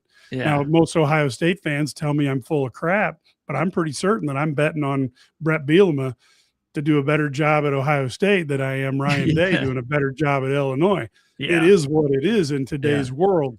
Now, the strength of this team is going to be that defensive backfield. Yeah, looks good. With Morris, Bailey, Rossettic, Clark, and Xavier Scott returning, that is a very talented defensive backfield. Matthew Bailey will you give him some pads, he will run into a brick wall, and the brick wall isn't going to be happy about it. He just is that type of guy. Xavier Scott can cover the field. He is a ball magnet. He finds himself in the middle of stuff all the time. He's just one of those guys who gets out there. Now, obviously last year, injury issue, which leads to him coming back, but he's a guy, again, he gets into the middle of things. He's around the ball. He's around the action. It's exactly what you want. Resetich is a big time. Oh, yeah, you go with Clark. Clark is, again, a really good cover guy, got a lot of talent, is going to make an impact out there. So they've got guys, and then Resetich is physically very talented guy. And as he gets more and more experience out there, I think, coming from smaller ball, sometimes it can take a little bit of Spring Valley Hall's another 2A power in Illinois. So sometimes it can take some time when you adjust to the Big Ten from a school that maybe has a population of, or has a enrollment of 300 or so, and then all of a sudden you're playing against guys who were at IMG. Yeah. That's a change. But this team, they have the physical talent out there. But as you know, and football fans know, when you're out there and you give a quarterback, especially the way these guys are constructed nowadays, you give a quarterback 4 to 6 seconds and you're in trouble, no matter if you got Deion Sanders back there in the defensive backfield. So Illinois is going to have to develop a pass rush. One of the reasons of going to the 3-3-5 was they'll be the only team in the Big Ten playing it consistently. Okay. And that it might make it where Illinois week is a little different, and that may provide them some advantages. But the flip side of that is, and Illinois fans, because of all the years of crappy football, aside from, a few years under Mike White and John Makovic, and then about 3 years since then until Brett Bielema got here, Illinois fans are always ready for the trap door to fall from underneath their feet. Okay. So the scary thing is what happens if you can't stop the run. Oregon will be content to run the ball as much as Dan can call running plays. Ohio State will be content to run the ball. Nebraska will be able, and God knows Iowa's going to run the ball with that offensive line, and they seem to be somehow cursed that they can't pass the ball anyway. So, Illinois is going to have to be able to stop the run, but you look at this schedule, and Illinois is favored according to the ESPN hocus pocus, because I'm not altogether sold on that, but Illinois is favored in 9 of the 12 games. If Brett Bielema can win 9 games, that puts you in a position where, again, you're building up credibility. And so Oregon's got 30 years of credibility. I'm old enough to remember when Oregon sucked, and I liked it better that way. That's true. But Oregon's built 30 years of credibility. Iowa has built up the credibility since, because Brett Bielema has been a genius hire and has done great job. Now, I know there are people like you out there who thought it was a great hire, and Brett's made you guys look pretty smart, and he's made people like me look pretty stupid, but I've enjoyed being dumb for 19 wins over the last 2 years. Sure. Well, all right. So if they win 9 games again this year, and then it's all of a sudden 3 straight, the best 3-year stretch in Illinois history, does the money start coming? Do you see that as a possibility? Because at some point it's either, hey, are we going to start building a program here or not? Because we've had 3 successful years that we've never had here before. It's either now or never. Well, I think you'll take the longer look at it, and Illinois fans get mad at me for saying this, but I look at it, the Illinois fan experience has been tough. You've got a stadium that's older, so they're finding ways to revitalize it. But I do think at some point they do need to find the sugar daddy to help get Brett Bielema. You get Brett Bielema another $10 million, and he's going to do big things with it. Sure. I am constantly amazed. If I'm a 5-star lineman, I'm constantly amazed when you see the number of linemen Brett Bielema has put into the NFL, and they're not at all 5 stars at all. I would be thinking, wait a minute, if he can do this with a 3-star to get him into the NFL for 15 years, I'm a 5-star. And again, I know it's easy to say, well, the money, but I would be thinking about an NFL contract over 15 years versus 3 years of making a little bit of money. And if I'm a 5-star guy who's got a little bit more of that physical talent. And I understand the present value of money. Please don't send in a chart of Larry Geese, who's coming in there. Shad Khan has been a huge proponent, the Flexing Gate guy who also owns the Jacksonville Jaguars and a Premier League team. He's been involved, and you need to get more. You need Larry Ellison, who attended Illinois, is with his 4th or 5th wife. It's hard to know which one. But she's her girlfriend, whatever. She's the one who convinced him to go spend money on Underwood. So it would be nice to have, a guy like that come back to Illinois, but those targets are out there, and credibility and long-term consistency is what Illinois has lacked. And that's what Josh Whitman and Brett Bielema are building. So they're going to do it their way, I think. And if Indiana wasn't around, I think people would be way more impressed with it. Yeah, that's for sure. Before we wrap things up, Mike, so again, we started off 7.5. That's the win total line right now in Vegas, pretty much at plus 134. We looked at the schedule. It's definitely manageable. So what do you think? Are you looking at a minimum 8-win season for Illinois? I'm a little bit more concerned about the performance on the field of the front 6 of the 3-3. Okay. So I'm feeling like 7 would be a good one.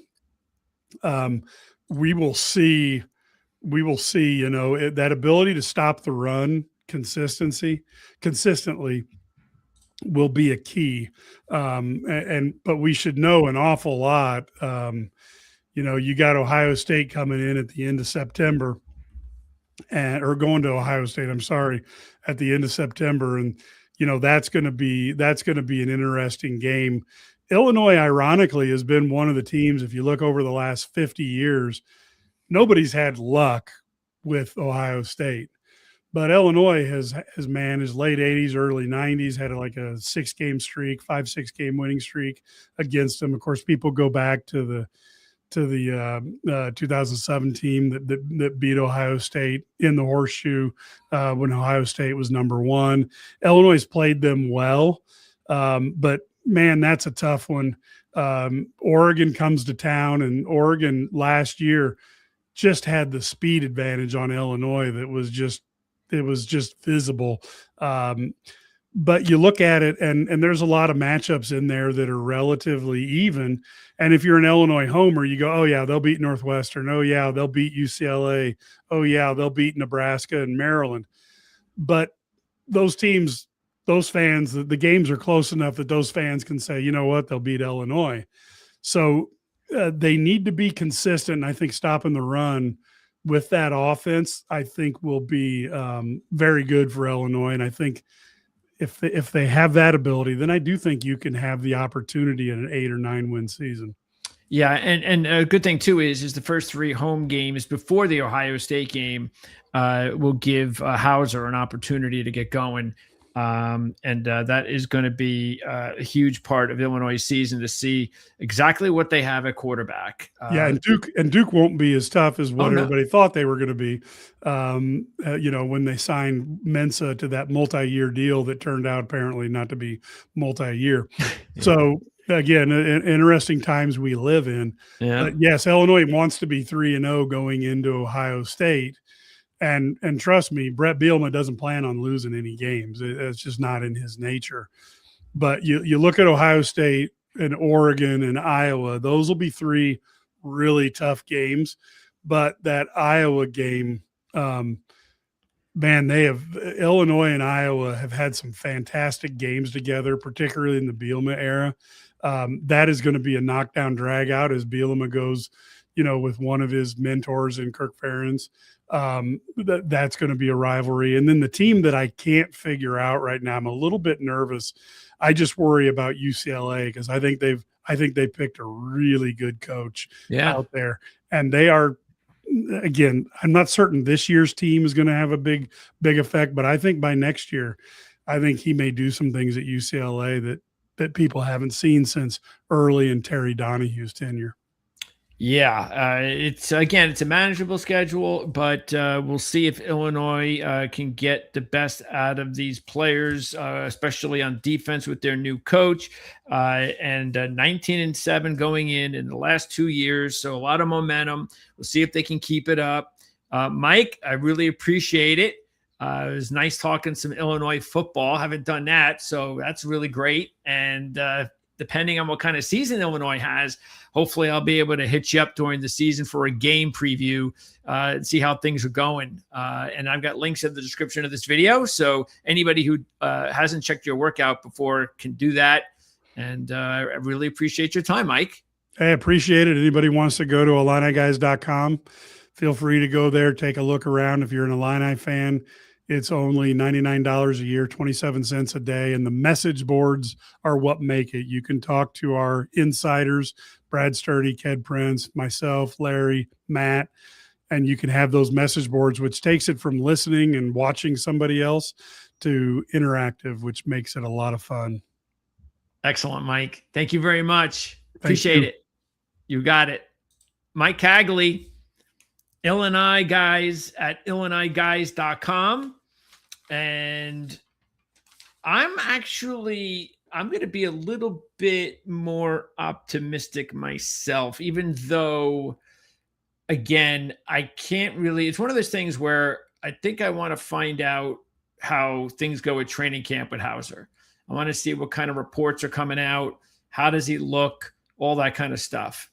And if there's positive reviews, then I would go over the 7.5 because you're getting plus 134. I think Brett is, again, one of the better coaches in the Big Ten. So when you're getting a really good coach and you're already in a position where you're used to winning, that goes a long way, especially when you have a schedule that's manageable. There's not like pitfalls all over the place. You're going to have a couple of real tough games, Oregon, Ohio State. We all get that. But for the most part, like for instance, for them to go over 7.5 to 8, let's just take a look. Let's just say they start off 3-0, because it would be kind of surprising since Duke is at home that they don't win that game. Then you're going to beat Purdue. That's 4 wins. You should be able to beat Michigan State. Let's not even go there, because Michigan State, Northwestern, these are teams that will not be easy on the road. So let's go 4 wins. Maryland's 5 wins. I don't like Maryland. But the rest of the games, well, let's say 5 wins. Now you got to get 3 more wins on the rest of the schedule. Just 3. And that means, and let's say you lose to Ohio State, you lose to Oregon. Okay, fine. So now you're down to Michigan State, Nebraska, UCLA, Iowa, Northwestern. You got 5 games. You need 3 wins. All right. And that's where it's going to be won or lost, because how do you know? Maybe you go 2-3.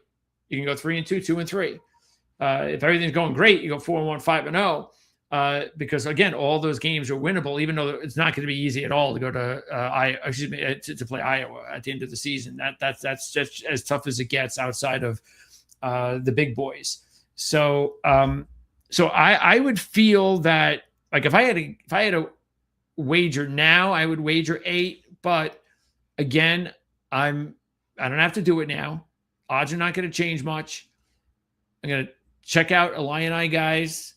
I'm going to find out what's going on. How's Hauser throwing the ball? What are the reports at practice? How are things going?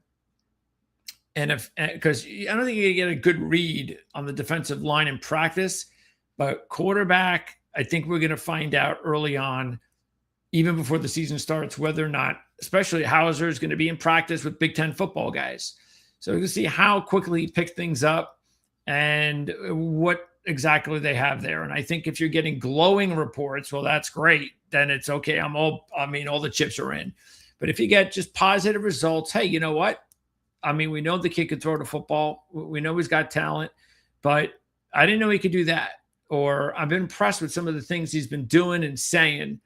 Then I'm going to feel good about that. But on the flip side, it could be, you know what? yeah, he's had some good days. He's had some bad days. Not really sure. Might take him a few games to start the season to really get a grasp on whether or not, he's going to be able to have a really good season. And if that's the case, then that would probably scare me off. So that's why training camp matters. You can say what you want about preseason games that really, for the most part, don't. That's more records and stuff. Unfortunately, college football doesn't have that. But you do have practice at camp in the NFL and college football that matters.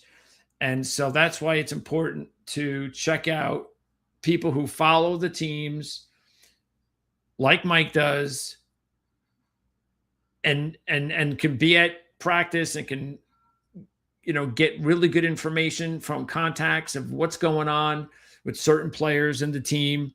And that's what you want to do, obviously, before you start just throwing money away for nothing, which you don't want to do on win totals, because win totals, you're not going to get rich on win totals. Okay. I like doing it really. We talk about it here more for fun. Or of course, Jim Feist. Now that's a different story. Jim's got the money where if he wants to put up big money on the win total and sacrifice 6-7 months out of the year on waiting to see, whether or not he's earned that or not. I have no problem seeing if I can help Jim out with that. But otherwise, this is more of a fun thing. What it's really important about all of these types of previews that we do is to get you guys ready. So then when the season does start, we're able to we're ahead of the game now, because we've got a lot of good information that now we can follow these teams, especially Illinois. You take a look at those first few games. Again, I'm not saying Duke's a pushover, but for the most part, you say, okay, this is a team that, hey, how do we know that they're not capable of knocking off one of the big boys like Ohio State or Oregon? You got teams like Illinois. I think, Penn State, I think, is in that range as well. I was just speaking earlier with Jacob. We were talking about Michigan State, and Jacob said that one of the reasons why he thinks the schedule is not as tough as I do is he talked about Penn State not being on the schedule. And I guess that's where I would disagree with Jacob, is that I'm not sold on Penn State. I wouldn't. How do I know that's the same Penn State that we've seen, even though James Franklin, things didn't work out at the end and it was a disastrous final season and he never won the big games and all that. But the fact is, he won a lot of football games. But I don't know if that's going to be the same Penn State. I like Matt Campbell. I think the kid can. I think the guy can coach. But I don't know whether or not he's going to be able to get it done at Penn State. I don't know if he's going to be able to get it done on Penn State in his first year. So I put Penn State. Matter of fact, if we pop up the odds, let's pop up the Big Ten odds. So let's check out where Penn State is and where the other teams, the second tier, I should say. Let's see, what tier is this? We'll start with, you've got the top three tier of Ohio State, Indiana, and Oregon. And then you have the second tier of USC, Michigan, Penn State, and Washington. Okay, now, I'm sorry, but I don't see how the second tier teams, USC, Michigan, Penn State, Washington, should be that much bigger just by odds than Iowa, Illinois. My cousin's a big Nebraska fan, but I mean, I don't know what's going on there. And I'm going to go with the bottom teams here. So let's just stay with Illinois and Iowa. I do not believe that there is a major difference between USC, Penn State, Michigan, Washington, and Iowa and Illinois. I just don't. I mean, you could say that I think those teams are ahead on paper, and there's a little bit more talent on those teams. But 14-1 for USC, and I've got 60-1 for Iowa and 100-1 to Illinois. Come on now. What are we talking about here? And Iowa and Illinois only have two of the better coaches in the Big Ten. And look, I've been saying this for 4 months, and I'll continue to say it for the next few weeks until the season begins. You are going to get a minimum of 2 teams from every Power 4 conference that will be considered the Iowa and Illinois of the world, and maybe even deeper, who are going to wind up surprising everybody and contending for a title, or just having 5 more wins than they were supposed to. That's the era we live in today. And that's not changing anytime soon. So I'm sorry, but there's just no way. There is no way that there's a gap that Vegas has that I do not have. And that's something that we'll follow as the season unfolds on a week-to-week basis. We'll be here every week to go through it and to remind everybody, and to go, and one thing we won't do, and that is we are not going to get hyper and exaggerate a win or a loss, especially early on in the season, because with the changing times of all of the new players, and now even more so, you're getting coaches, and there's pressure to you're losing coaches, and you got to bring in coaches, and you got different schemes, and so you got so much turnover that it's gonna take a while. And I think it's better now in college football, because in the old days you didn't have time for it to take a while. If you lost a game in September, it could cost you the season. It's not the case anymore. You can lose 3 games and you have a chance to get to the playoffs. It's not desirable, but you have a chance. So nowadays you can get off to a slow start, not necessarily losing football games either, but you can get off to a slow start. You can struggle with the offense and the defense is doing your job, or vice versa. And you start off 3-0 in the non-conference, whatever. And I'm not just specifically talking about Illinois. But then all of a sudden things can click in that 4th game. And especially if you got an early bye and you got extra practice. So I'm telling you, more and more as we do this every year, it's going to take a little bit longer sometimes, not every team, but for the most part, you're going to see, you got to be patient, and you have to see the underlying stats, and you got to go and actually watch football games. And you have to watch as many games as possible. So you have to see for yourself, what is it that I'm not getting? What is it that PFF or whatever stat company is saying that, or the odds? Like, why are these odds this way? Why are the stats this way? Because if they say it, then it must be true. Well, are you watching the games? I don't know how many times that comes about. I mean, watch the football games. I mean, I have to talk about this all the time, especially late in the season.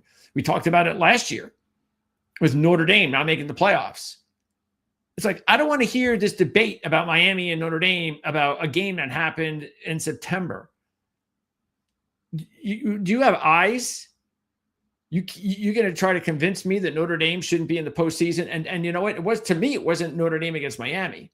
Because, as you know, if you were with us last year, I picked Miami to win the national championship when the playoffs began. So it wasn't a Notre Dame Miami thing. It was just Notre Dame deserved to be there. And if you, I don't care how they figured out, to knock them out. And I know it had to go against Miami, but the point is that that's what I'm trying to talk about. Is this, you got to get through sometimes metrics and stats, and it's a good tool to have. No question about it. But man, you got to watch football games or an analyst, and that's okay. Not everybody can be a handicapper or an analyst. Just enjoy the game, have fun. There's nothing wrong with that. But if you are trying to make a little bit of money and you're going to gamble on this sport, or you're playing fantasy in the NFL, you got to watch football and just and have assistance from the type of people that we talk to here on a daily basis, because I don't know I don't know about what's going on with Illinois or some of these other programs. We have these interviews with and have talked to just countless guests in the last 4 months. We're already, I think we're at about 80% now, Power 4 interviews. We only have about 20% left. I don't know I don't know what's going on. That's why I have to have guys that come in, like Mike and like Jacob, to tell me what's happening with the programs from the team expert point of view.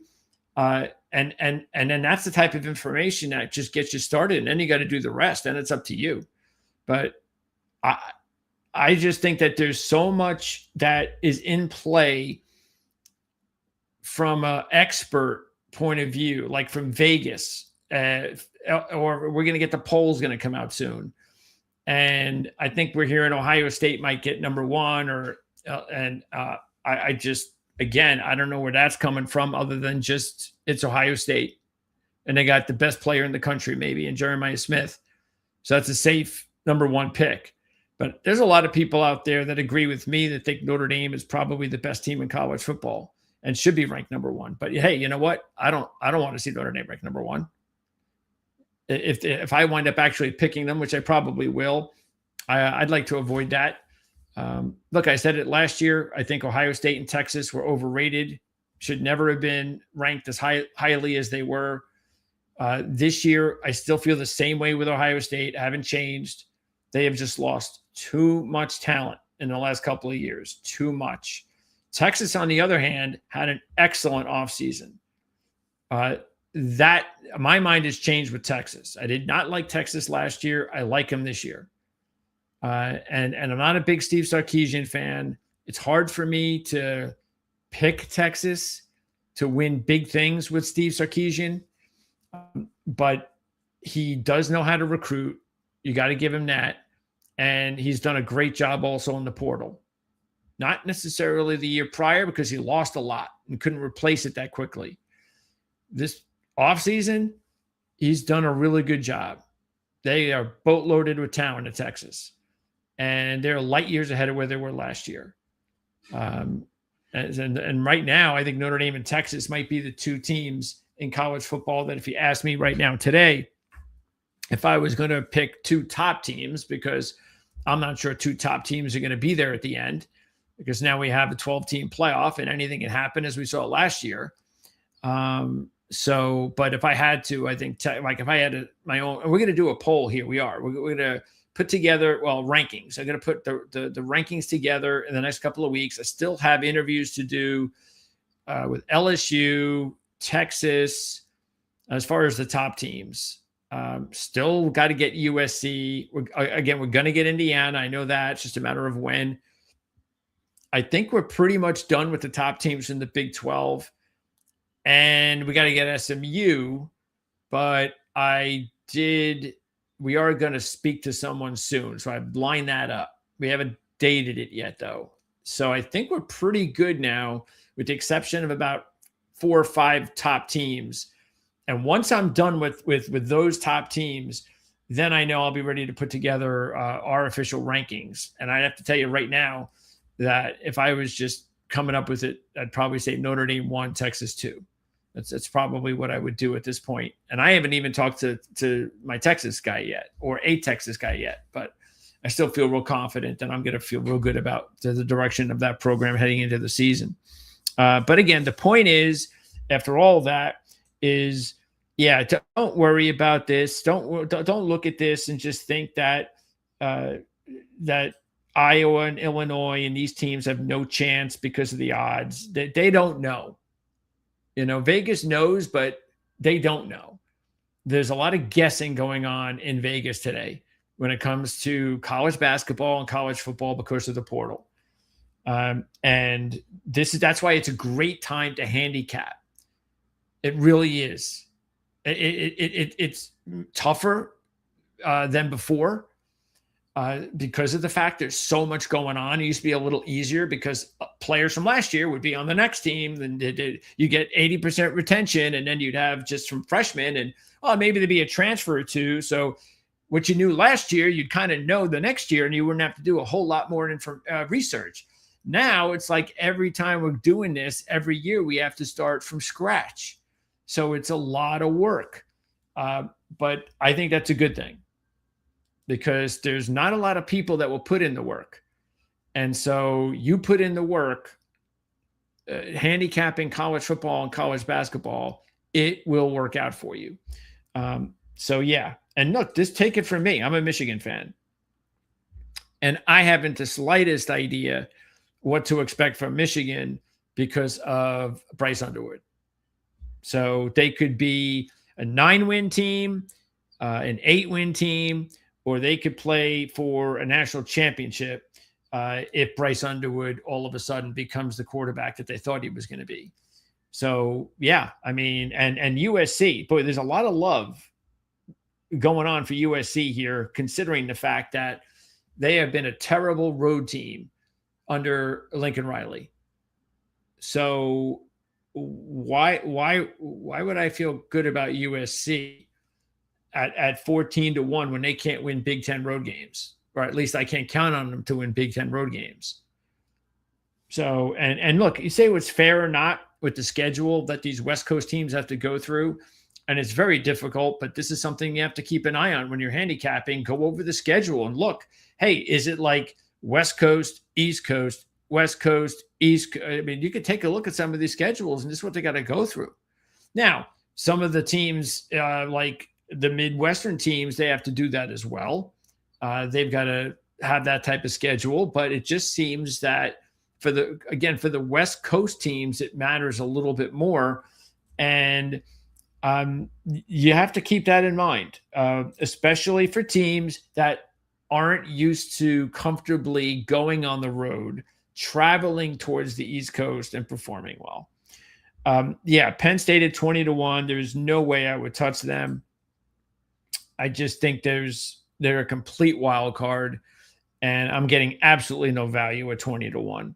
And Washington, that's another one. We haven't interviewed anybody yet for Washington. I must have put out like 5 new feelers in the past week alone on some of these teams like Washington. So hopefully we'll get someone on there.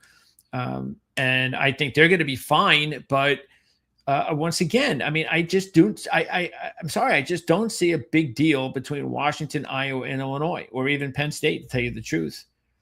You know, if you want to just narrow it down. And like I said, if Bryce Underwood isn't going to take that next step at quarterback, we'll throw them in the mix as well. Now, question is if you think Illinois and Iowa could be just as competitive as this group, this tier, well, that's one thing. But can they be as competitive in this tier, the one that matters the most? All right, now that's different. All right, because I haven't been sitting there telling you to take Iowa and Illinois to win the Big Ten title. I haven't been saying that. All I've been saying is just take a look at the difference there in the value of these teams. And to me, it's not much. But now when you get to this area here, well, that's a different story. Now, I don't know whether or not I would feel good about Illinois or Iowa in that respect. So that's why we would have to come back down here to determine, okay, which one of these teams here, Washington, Penn State, USC, Michigan, which one of those teams do I feel more comfortable that can knock out Ohio State, Indiana, Oregon? The way I view Indiana is pretty simple. They won their national championship last year. They're not winning back-to-back. You know how hard that is for everything to fall into place the same way it did last year. It just doesn't happen. It didn't happen before, and it's I just can't see in today's day and age of the crazy portal era we live in that's going to happen. So I'm not even. I know they're going to have a good season. I know they're more than likely going to be a playoff team, but to expect them to win big games again in the postseason with different players, no, I'm not doing it. I'm not sold on Ohio State. And to tell you the truth, I'm not really all that excited about Oregon at this point. I kind of put the 3 of them in the same group. They're all good. They're all potentially playoff teams. But I need to see all 3 of them, especially Ohio State and Oregon, because like I said, I'm not touching Indiana. I need to see Ohio State and Oregon play some football this year. Let me see if I can notice another level. I mean, does Ohio State and Oregon, especially at quarterback, They have young quarterbacks who showed you last year, and they were doing it for the first time. And for the first time, they failed the test when it came to big game, postseason. Let's see if you can win us a football game. They couldn't. Saying couldn't, more couldn't. Okay, that doesn't mean they can't get better. That's why I'm saying I want to see something different. And I don't think we need to wait for the postseason for that. Let's see how especially Ohio State, it's going to be a little bit tougher because it's a real tough to gauge these quarterbacks at Ohio State based on the fact that they never get pressured 80% of the season. You know, they get to sit there and stand there in the pocket and throw to all pro wide receivers all day long. And then once or twice a year, they have to step up in competition and play really good teams. So that's kind of the same thing. We're not going to know that until we start seeing Ohio State and Oregon play in their big games. We'll be able to tell a little bit whether or not they've turned a corner. Because if they have, if all of a sudden you see like big game performance early on from either one of those kids, well, all right. You know, maybe that's now a team that I might not have thought were capable of winning a national championship, but now I do. Now I think that who knows? Now all of a sudden, one of those two quarterbacks could be the first quarterback picked in the draft. I know everybody's going Arch Manning, and Arch Manning still has to say he's going to not come back because nothing would surprise me with Arch Manning as far as when he decides he wants to come out. But with Moore, he's coming out after this year. So no matter what, this is going to be it. This is going to be his chance to prove whether or not in big games, especially if they can get to the playoffs, which they probably will, can Dante Moore step it up and not look as bad as he did last year? Because Texas Tech defense, he couldn't do much against them. He was just lucky that Texas Tech's offense was terrible. And in Indiana, he got smoked. So he did not look good either way. Sayan at least looked better after struggling early against Miami, but still not a good performance. So that's why when I see teams that are this low with value, I'm going to nitpick them to death because I'm like, why am I going to back a favorite with these numbers as low as they are when I haven't seen proof yet that their quarterback can win big games and can perform well in big games? Maybe they will, but I haven't seen that yet. And I got to do it at these odds. I got to make that kind of projection.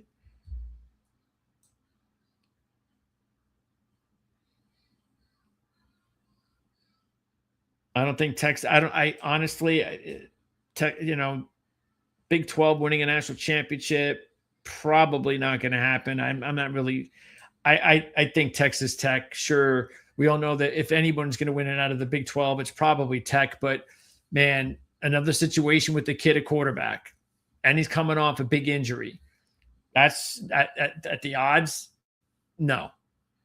See, at least Miami is in a weak conference, and they've got potentially the top quarterback in the draft. It's potential. There's possibility that Mensa could have a monster of monster seasons. I mean, he had a monster season last season for Duke. So he could have a humongous season there for Miami, win a national championship, and he could be the top pick in the draft. I feel a lot better at Miami at those odds because it's a bad conference and they're loaded again.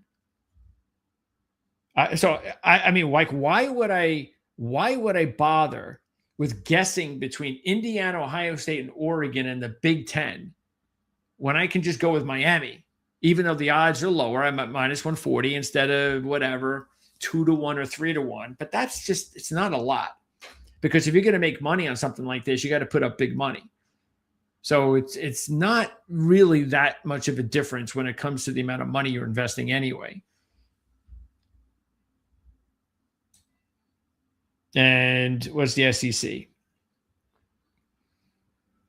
And in the SEC, yeah, Georgia, overrated. No way would I touch them at that price.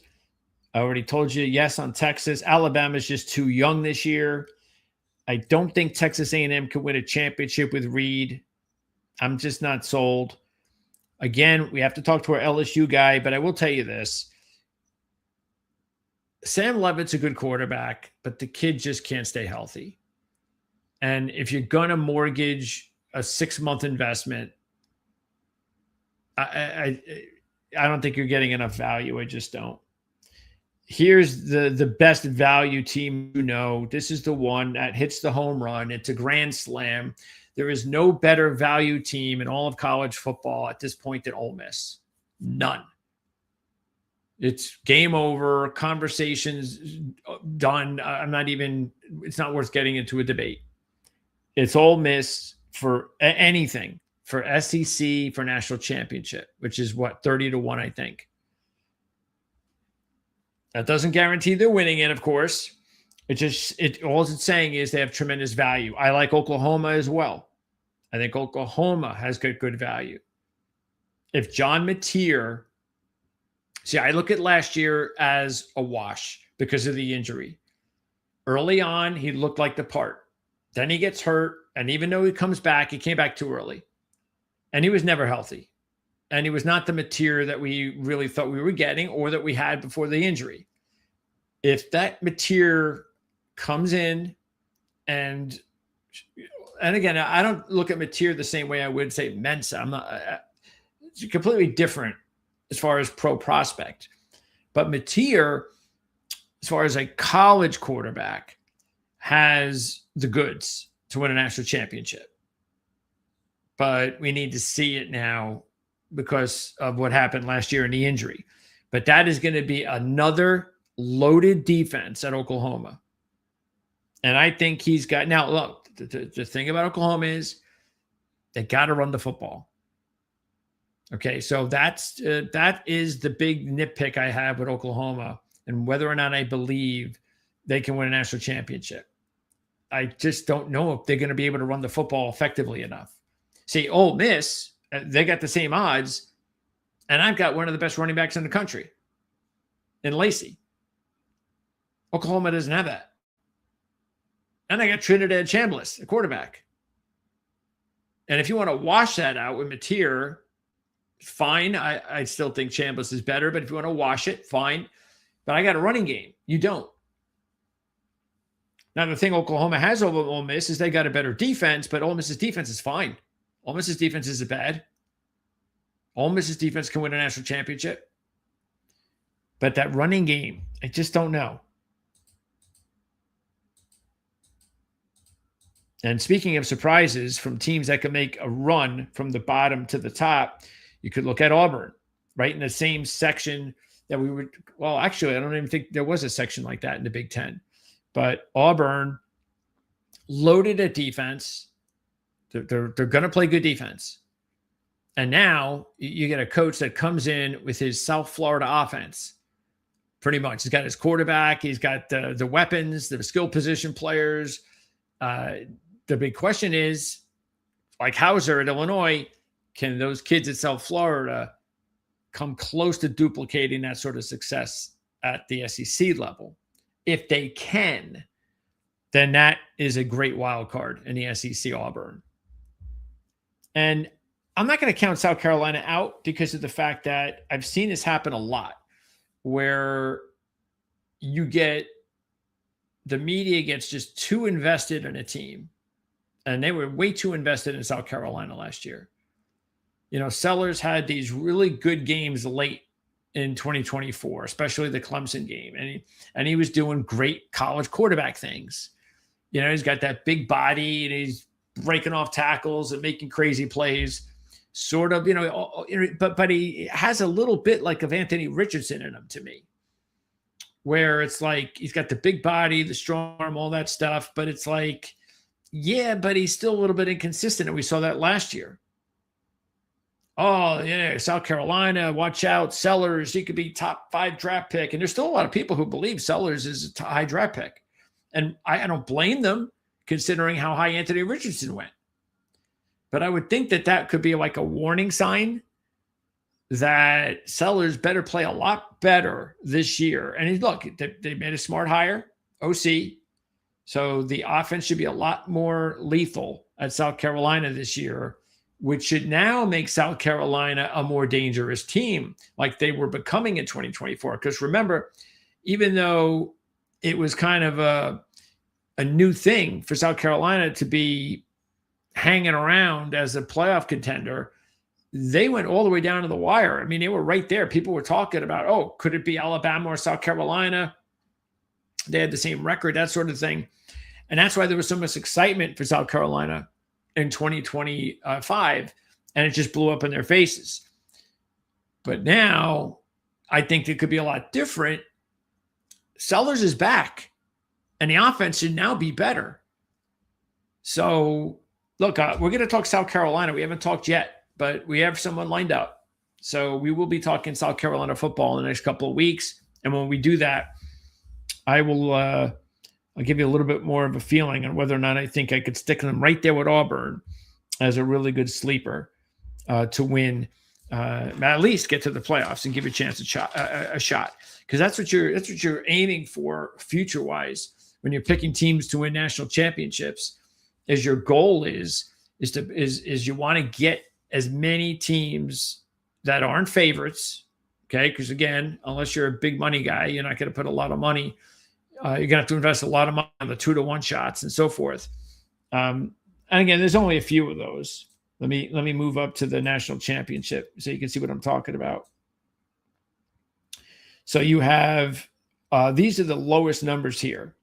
Okay, 6-to-1, which is still, you'd have to probably go down to about 9-to-1 here, 8, 9-to-1, where it's like, okay, that's all right, because even 6-to-1 for a national championship, that's a big ask. Still, you're winning it all. You know how difficult that is.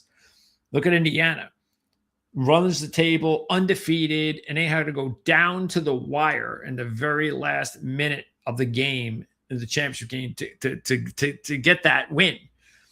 So there's a lot that goes involved in that when you're taking a team with the low number like this. So as much as I like Notre Dame in Texas, it's like one of those things where, it's not a bad idea. It's I think you could still take both of them. For instance, let's say you put $1,000 on both teams and one of them wins the national championship. You just earned yourself a few $1,000s. So you can do that. So it's to tell you the truth, I probably would advise something like that, because just going all in on one team with a low price, that's a big gamble. So if I decided to go outside of that, though, look, Miami, that's a really good number at 10-to-1. Ole Miss, I told you how much we love them. Oklahoma's 30. This one is Michigan's all about Underwood. Auburn's 80. As much as I like BYU in the Big 12, they can't win a national championship. And any of these teams, South Carolina's at 120. Let's see if any of these teams down here no, I don't think so. Say winning a national championship is just a completely different animal. Arizona State would probably do.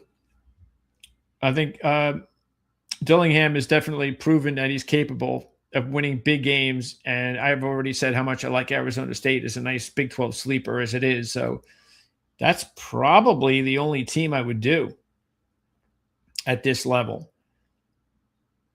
Yeah, this is just a completely different ask. Okay, so that's going to wrap it up. Now, the rest of the week, we are going to talk more tomorrow night. That's our night schedule. We talk on Tuesday nights, 8 o'clock start time, New York Giants with Dave Syvertson from right here at Ourlads. And then we'll talk some Kansas Jayhawks, Big 12 football. So that's tomorrow night. Then Wednesday, we're talking Stanford. Thursday, we're going inside the Sun Belt Conference with Steve Helwick. Friday, we're talking more Big 12 football and Arizona. And what else do we have? College football. Next week on Tuesday, we have Virginia Tech and Syracuse. And then in the NFL, this week, we are going to, besides the Giants, we're going to talk Tampa Bay Buccaneers on Wednesday. That's a double show Wednesday. We got the Bucks on Wednesday, and that'll be the second interview. We're going to lead off with Stanford, first of all. And then next week, Minnesota, the Dallas Cowboys. Week after that, we got the Cincinnati Bengals. And that's just right now what we've scheduled. All right, so links in the description of this video. You got to check out the Michigan State content from Jacob Cotsonika, Michigan State beat writer for SI, and Illinois, Mike Cagley from Illini Guys at IlliniGuys.com. Check out Mike and his information there, as well as social media. So if you're an Illinois fan, Michigan State fans, check that out. Very good information here on today's show. That's all I ask for, making us feel a lot smarter. I'm always going to be smarter after the day. Thanks to these guys. Really appreciate it, as always. We're also going to update these depth charts. That's what we love doing it for as well. Make them as accurate as possible. It's very difficult to do in college football. So we try to do our best here at Ourlads. And we'll see you guys again tomorrow night. That's right, our night show, 8 o'clock Eastern, right here on the Ourlads Football Network.